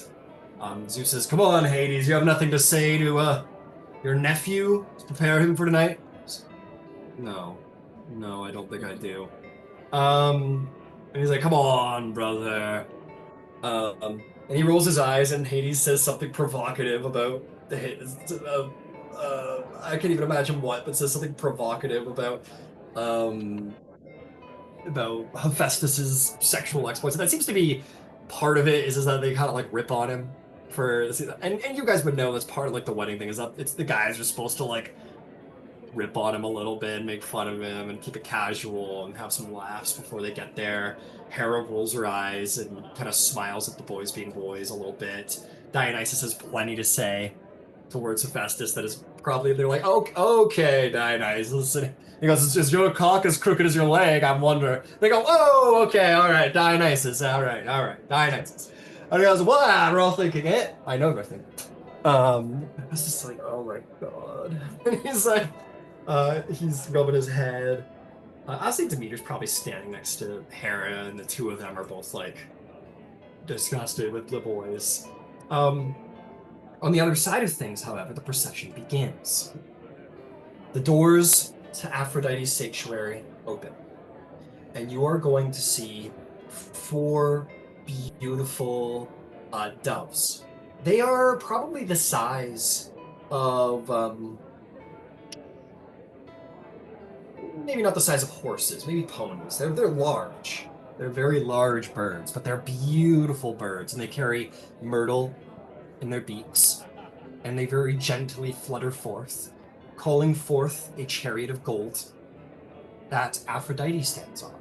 She has this beautiful misty gown, this veil that's sort of over her face, and she smiles brightly with enthusiasm and excitement, and it is only perhaps Candybus or anybody who would have assumed or have heard of her uncertainty would know that she is in any way displeased with the events. She seems a mirthful, beautiful bride in all appearance, in disposition, everything. She comes forward, riding this chariot forward. All of you to the side would all be bearing torches, and sort of walk the chariot forward across her gardens to bring her forth to her husband. Many sing many hymn songs of love. Many sing prayers to Hera. Many sing just sort of sing and ward off evil spirits. Beautiful speeches are made and said, "Who will say something beautiful about the beautiful goddess?" We'll be like, "I remember when she came to Mount Olympus," and one of the giantesses will say, "But the goddess who is older than even I, and greater in beauty." And all will sort of say these things about Aphrodite, calling her praise. He goes, "Oh, thank you so much." Maybe tease her, and move forth. There's a beautiful wedding procession. And as the chariot rides forth through the gardens and away through, like, maybe the little firelights over the beautiful flowers, draws closer to the house of Hephaestus. And Hephaestus has a big old smile on his face. Usually sort of a glum god, but smiling. Doesn't look entirely disattached as he does for most events. He looks genuinely, like, pleased to see his bride arriving. And she comes forth and smiles at him, and the songs come to their heights. And she steps off and will approach Hephaestus, and he will kind of take her hands. She'll take his, and he will smile and he says, "My bride, I have a gift for you. This veil is a pretty thing, but I've been planning to give it to you elsewhere." And as he turns, his eyes do seem to almost conspicuously not find their way in your direction, Candybus, or in Hermes' direction. She's kind of almost ignoring the procession around everybody. almost spitefully so. Not to say that it's directed in any way, but it's that appearance of some. For those of you who know, it's that like, he knows kind of thing. He doesn't maybe know where, but he knows someone is behind something. And he has one of the Cyclops come forth with this beautiful gilded chest. And he takes it, and he will open it. And Aphrodite will go, as she looks inside. And he says, for the goddess of beauty, the goddess of love, all know that you are irresistible. And this only cements what we all know, that there is none who can resist the temptation of Aphrodite. And she pulls forth this beautiful golden girdle. Absolutely gorgeous, wound around with golden threads. It gleams and shines. And he puts it on her. And maybe there is a slight... No. There's a slight look over her shoulder in your direction. He doesn't know it's you. I want him to give you like a look, but he doesn't know it's you, Candybus. So he doesn't. He just kind of puts it on, and maybe his eyes kind of, as she like turns around, he kind of like, sort of is putting it on her. His eyes kind of scan the crowd as if to like be trying to spot who could it be. His eyes definitely linger on Hermes, Apollo, certainly Ares, definitely Vasaliki, definitely Candybus, his greatest rivals on the mountain. So he knows it's me. No, his eyes seem to target anyone it could possibly be. It doesn't seem to be like he knows who it is, but he seems to be like just kind of giving a general look of like, whoever you are, fucker. And he does put on this belt, and the moment it falls upon her hips, it's not that her beauty increases. It's not that her loveliness increases, her charisma grows. It's nothing like that. It's simply just that it's magnetism. It's refined. It is desire in and of itself. Aphrodite herself is not enhanced, but her irresistibility is undeniable. And any of you might measure that if any of you were trying to resist Aphrodite, it would be impossible, for she bears the girdle of desire. And she turns around and smiles at him, and she says, "Thank you. It is a truly thoughtful gift. Thank you." He says, "Well, I love you. And I'll have you make an insight check, Candybus, or anybody who wishes to, as you guys are all watching the scene."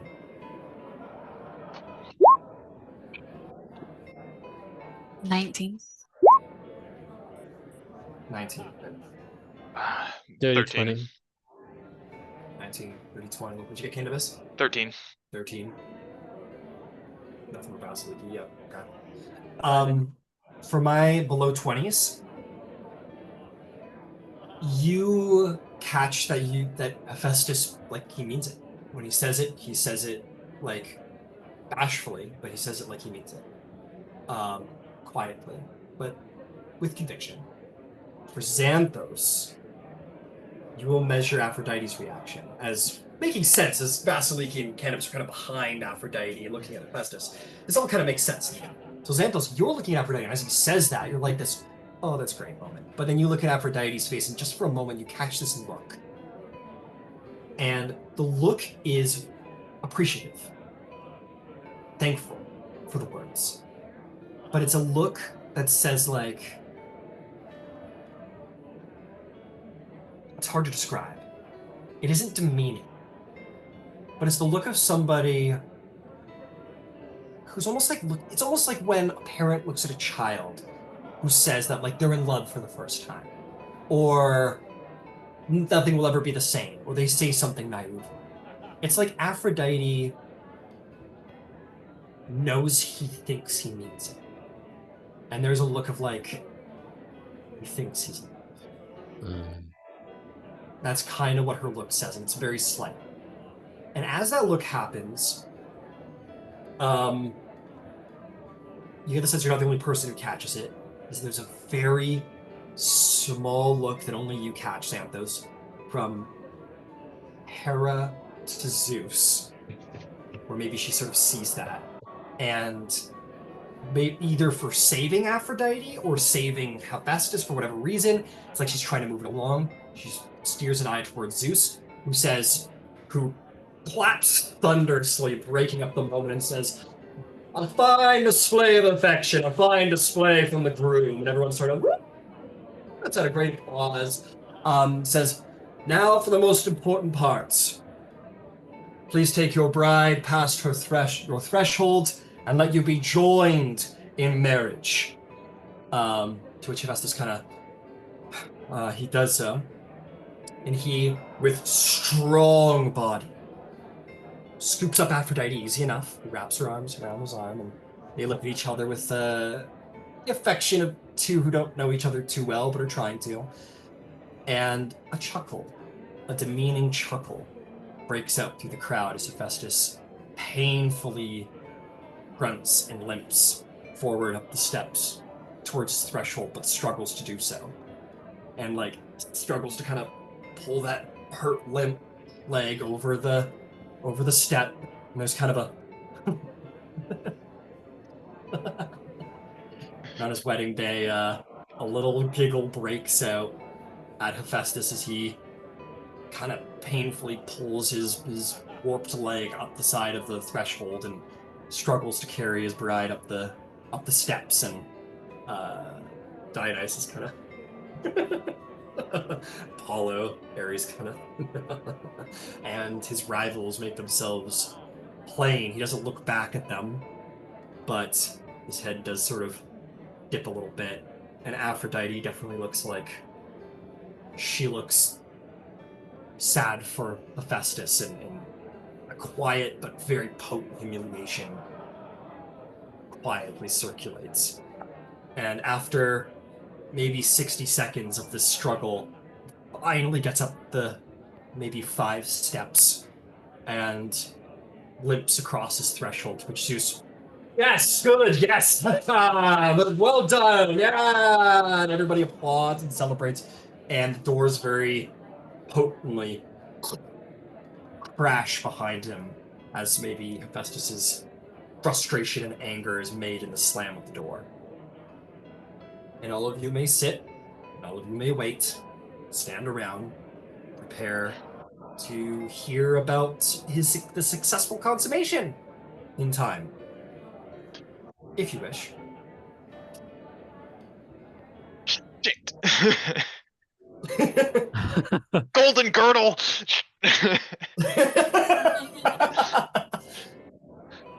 The god of craft and certainly of magical enchantment. I think the veil gave something away, unfortunately. We had a backup plan. Many plots, not all of them as well conceived as yours, Candybus, have been made against him.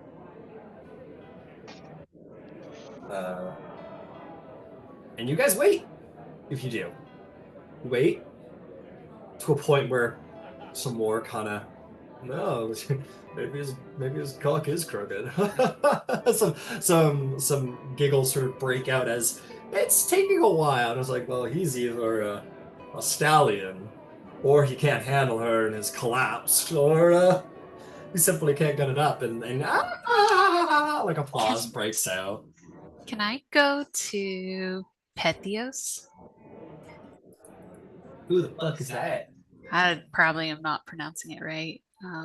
The goddess of seduction. Oh, yes.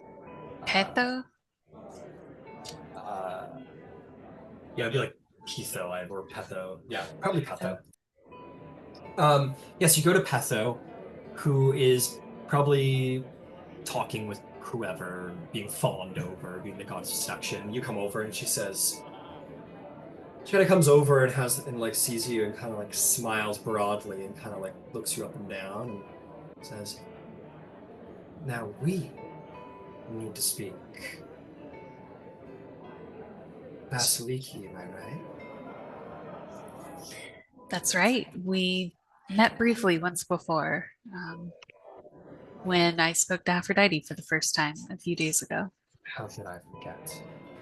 She kind of, a bit of a step closer, just kind of right there, kind of looking at you and says, "To what do I owe this pleasure?" Well, admittedly, I'm dying to know how it's going in there, and I figured if anyone has an inkling, it would, well, be you, the goddess of seduction. Some people kind of listen in now. Well, I can tell you this. Aphrodite is certainly would have no difficulty attracting anyone, especially after that gift. But Aphrodite does not struggle in the realm of seduction. It's either her bride or her groom, though. And more kind of sort of tormentuous laughter breaks out as she says that. Says, maybe not as much. It's not Aphrodite I worry about. I think we express the same sentiments when it comes to Festus.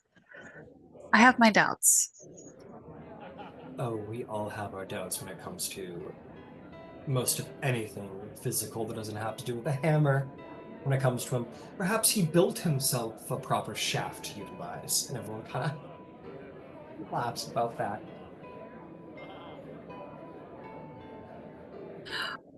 Well, I will await in anticipation with the rest. I was hoping you could give us an update, but I understand perhaps those things are better left unsaid.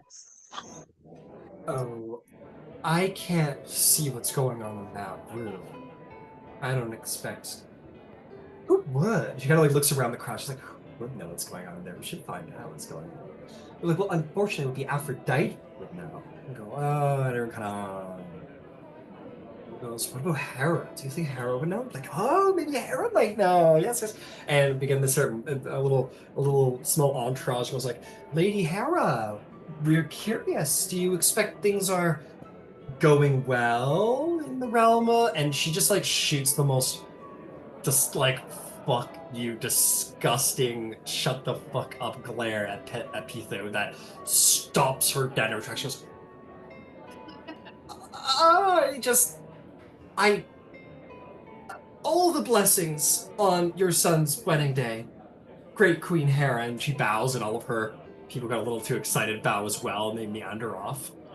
And Hera shakes her head. You can tell that she's pretty upset with all of the giggling and jibbing that's been going on in Hephaestus's direction.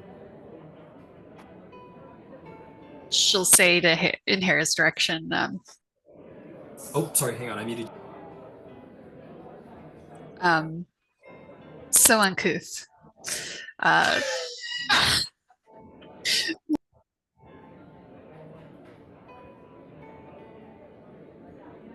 And she looks at you and says, "A lovely shade you have upon your lips, Vasaliki."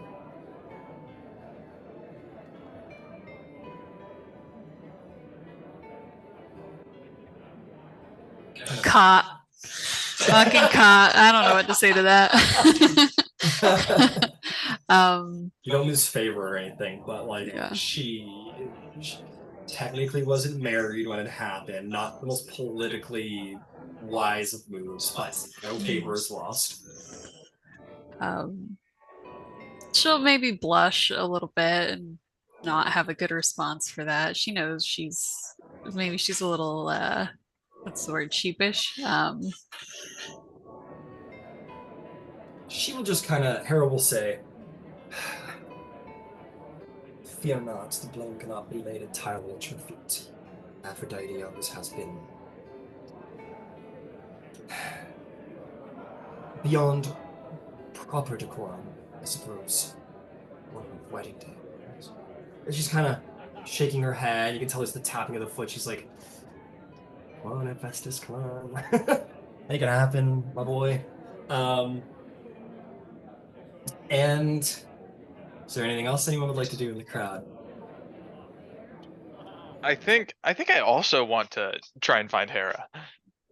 You appear at the same time, and she says, "Ah, yes, both of the demigods who have made such an enemy of my son. Welcome. How can I help you, Candybus?" It's I'm concerned for Aphrodite. Mm-hmm. I Yes, most men are. What can I do for you? well, it's this belt that she was given. I don't. I'm sure there is some reason why it is a terrible and gift warranting of caution, yes? Well, yeah, I think so, especially after what he did to you. Please continue. I know he's your son, but I fear that he is simply looked to trap another woman, a god no less.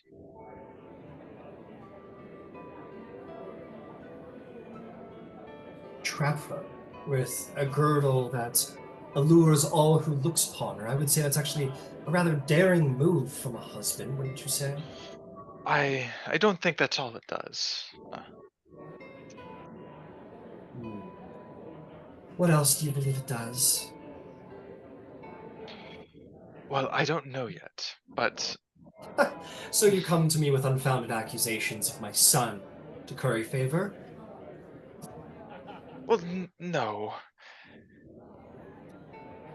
I am the champion of Aphrodite. I feel it is my duty to try and look for her best interests.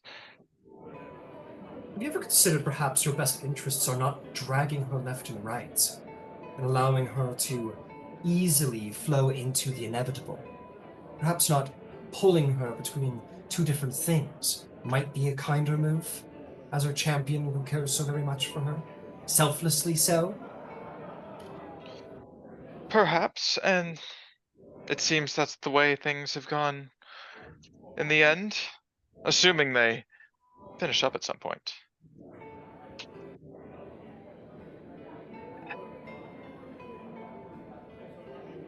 Hera, if I may, I share Candybus's concern, for he has Hephaestus has played trickery upon gods before. It's maybe not beyond him to trick his new bride, and that would be such a disgrace to marriage and that binding contract.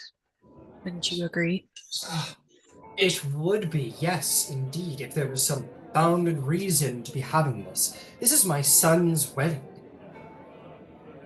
You come to me with these trials and concerns over what you believe that this girdle gift that he has given has something, some horror attached to it that you have no proof of, and you're concerned for him for his character because he is. I am as upset as anybody at the humiliation that I have faced, but I have to respect my son's resolve to be joined as an Olympian. Now, he is there. They are consummating their wedding. He'll be out any moment. And if you may allow me to enjoy my son's wedding day. Of course, Queen. Sorry, go ahead. No, that's all I was saying. That's all I was saying too. You know, it's kind of. And she's got this look. You get the sense you're probably not the first people who come to her, and, you know, she's maybe trying to look past Hephaestus's what he did to get here, and she's like, "Oh, this is how often does your immortal son get married, right?" And she's trying to enjoy the wedding day, and she's all. You can tell there's definitely a bit of like everybody's coming with concerns. Zeus kind of puts a hand on her back. All will come to pass, Hera.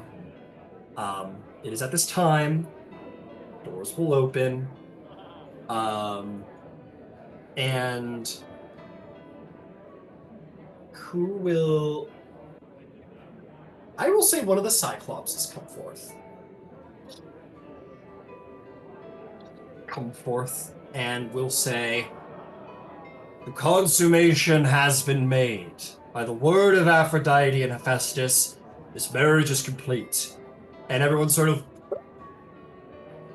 Plus, some people are more like, "Great, fuck yeah, whatever." I'm ripping up my scroll. And the Cyclops says, They must take rest, for the vigors were many. Come back for the reception in the morning, when both have had time to sleep. Return your sanctuaries and homes. This marriage is over and complete. Everyone, wick! Let's up an applause, and the Cyclops kind of re-enters and closes the doors. So Cyclops came from inside there? He did come from inside, yeah. Are there windows to There, Ves? there are not. There are not. There's Okay. probably several. I would say there's probably like, if you're make a perception check, make a perception check.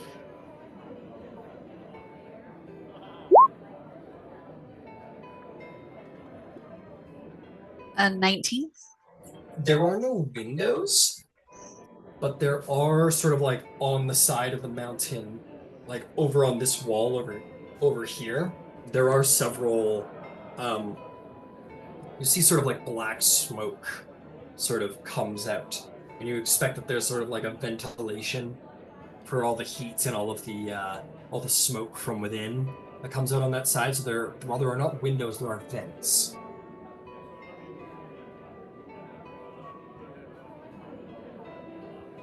You could try and smuggle yourself inside if you wish. You wanted to like go rock climbing and crawl through like these black smog vents and try and steal away inside.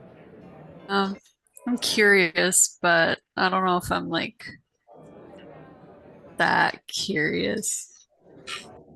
And I don't know. I can't make up my mind because like I want to know if they actually consummated or not. And like maybe I find it entirely suspicious they didn't come out and tell us themselves. that's what I'm thinking. So as everyone begins to recede, Zeus will say broadly, he will say, with that, we will see them in the morning and know the truth of it. For those doubters amongst you, Aphrodite and my son Hephaestus are married, making Aphrodite my official daughter-in-law for all these many centuries. I'm proud of my son, would see you all in the morning for reception. Tomorrow, demigods shall be your final day on Mount Olympus to celebrate the reception. And the day after, the morning after, it will be for you to return back to the mortal world and forge your legends below. Make your alliances, speak to what demigods you might wish to travel with, decide your plans, and complete what favor you would wish to gain or lose. Let us all take rest now, or continue the party elsewhere. Leave the tired groom and bride, as I'm sure they've had many, as the Cyclops says, vigors. Good evening. And with that, the marriage of Aphrodite and Hephaestus is complete. Sorry things didn't go off completely without a hitch there, Candybus. I was... No, it's good. It's good. I have... For you, my friend. I have other machinations now. There's more than one way. Hey, there's more than one way to end a marriage. But you guys will see certain gods and goddesses celebrating, others stomping off and away, others kind of like, oh. Can I clock Hermes and Ares? Ares stalks away. When by the time the Cyclops got there, it was like the consummation is complete, the wedding is over. Ares kind of like there was like a quiet, a cold fury, and he just left immediately without any, like, very impolitely just kind of left, removing himself from the situation, to perhaps go commit violence to some other poor soul or souls, plural. And Hermes kind of is like, looks like disappointed, looks over at your direction, Candybus, and kind of gives one of those, like, oh, what can you do, I guess. Can I, like, at this point, everybody's in a big mass of people. I'll make my way to Hermes very inconspicuously. Got it. Hermes will just kind of lean over and be like, well, what can you do, I guess. Don't you think it's weird that the Cyclops had to come out and tell us that? If it were, say, Me and Aphrodite, I wouldn't be surprised at all. Vigors be many, should be most exhausted. But Festus and Aphrodite, yeah, I suppose. I would imagine the god of the forge is one of great stamina, despite his, lameness. What do you think is going on in there? Really? You can't possibly think that's... As the messenger god, I can see if any private messages might wish to be sent from the bride or groom this evening. I'd like that. Maybe I'll send a message to Aphrodite. Oh, Make yes, sure of she's course. doing well. Indeed. She's happy with her new That's husband. right. That's right. Hephaestus is already murderously angry at you. What could go wrong? Let me know when you have a message. I'll have a great reason to go into their home and take a look around. Well, I have one now. I just want to ask her if she's well and happy right now. If she in any way needs assistance, Very I am well. here to provide. I'll check in with you soon. He will sort of back up and recede into the wherever would be obscure, and the trickster god will enter into a nice stealth and perhaps begin to do well, be a little inappropriate. uh, Sort of emerging into the bedchambers. Hey, is everything all right here? Who knows? Simply reconnaissance. Simply reconnaissance. That's right. And all of you can begin to receive. And we'll check in next session if there's anything else you'd like to do with the rest of the evening, or and we will certainly play out the next morning. But be aware, next session will be our last session on Mount Olympus. This time. Tomorrow evening is when we're having Battle of the Bards, right? Yeah, you wanted to do a Battle of the Bards. Yeah, so that'll be kind of like the after party. So yeah, we'll say that a ton of people are heading over to a little after party. But yes, next session will regardless be our last session on Olympus. I'm getting us off this fucking mountain. We've been here for a couple sessions now. It's time for you to forge your legend in the world, the real world. But yes, we will do that next session. Absolutely.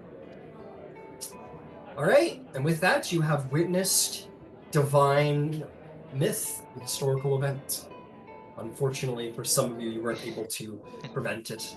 But the game is not over. The game is certainly not over.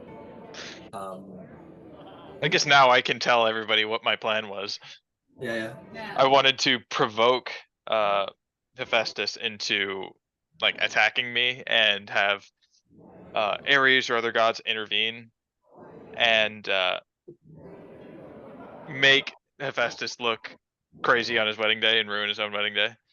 And then I would present a prenuptial agreement to kind of soothe things over and ensure they still got married. Interesting. I had 3 points to it.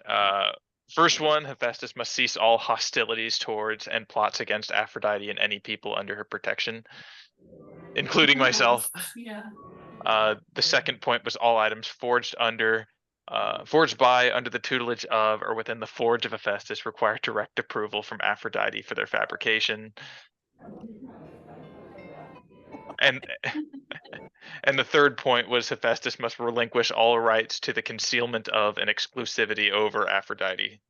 The marriage must remain open, and Aphrodite is to remain free and unburdened in all regards. Ooh, I like it. I like it a lot. But it didn't work because he had a golden girdle. Yeah. I should have waited. I should have waited before I gave it to her. Yeah,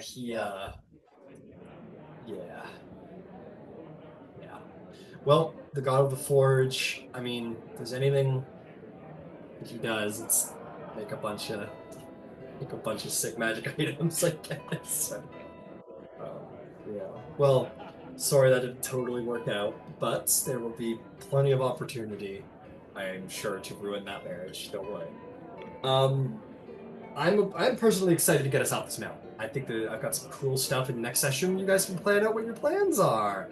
There was some plans to go be hosted by the King of Thebes, and also make sure his wife repents her impiety, and maybe head down in the direction of like the Mycenaeans and all that. Could be very.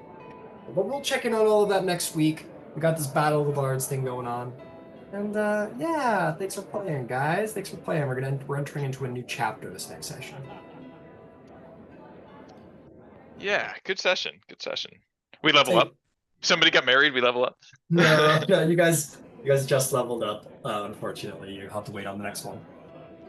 Yeah, That's not fair. quite the milestone. Yeah, their marrying up doesn't make you more powerful, unfortunately. Okay, cool. We'll be back to it next week. So I'll see some of you tonight, and I'll see some of you later.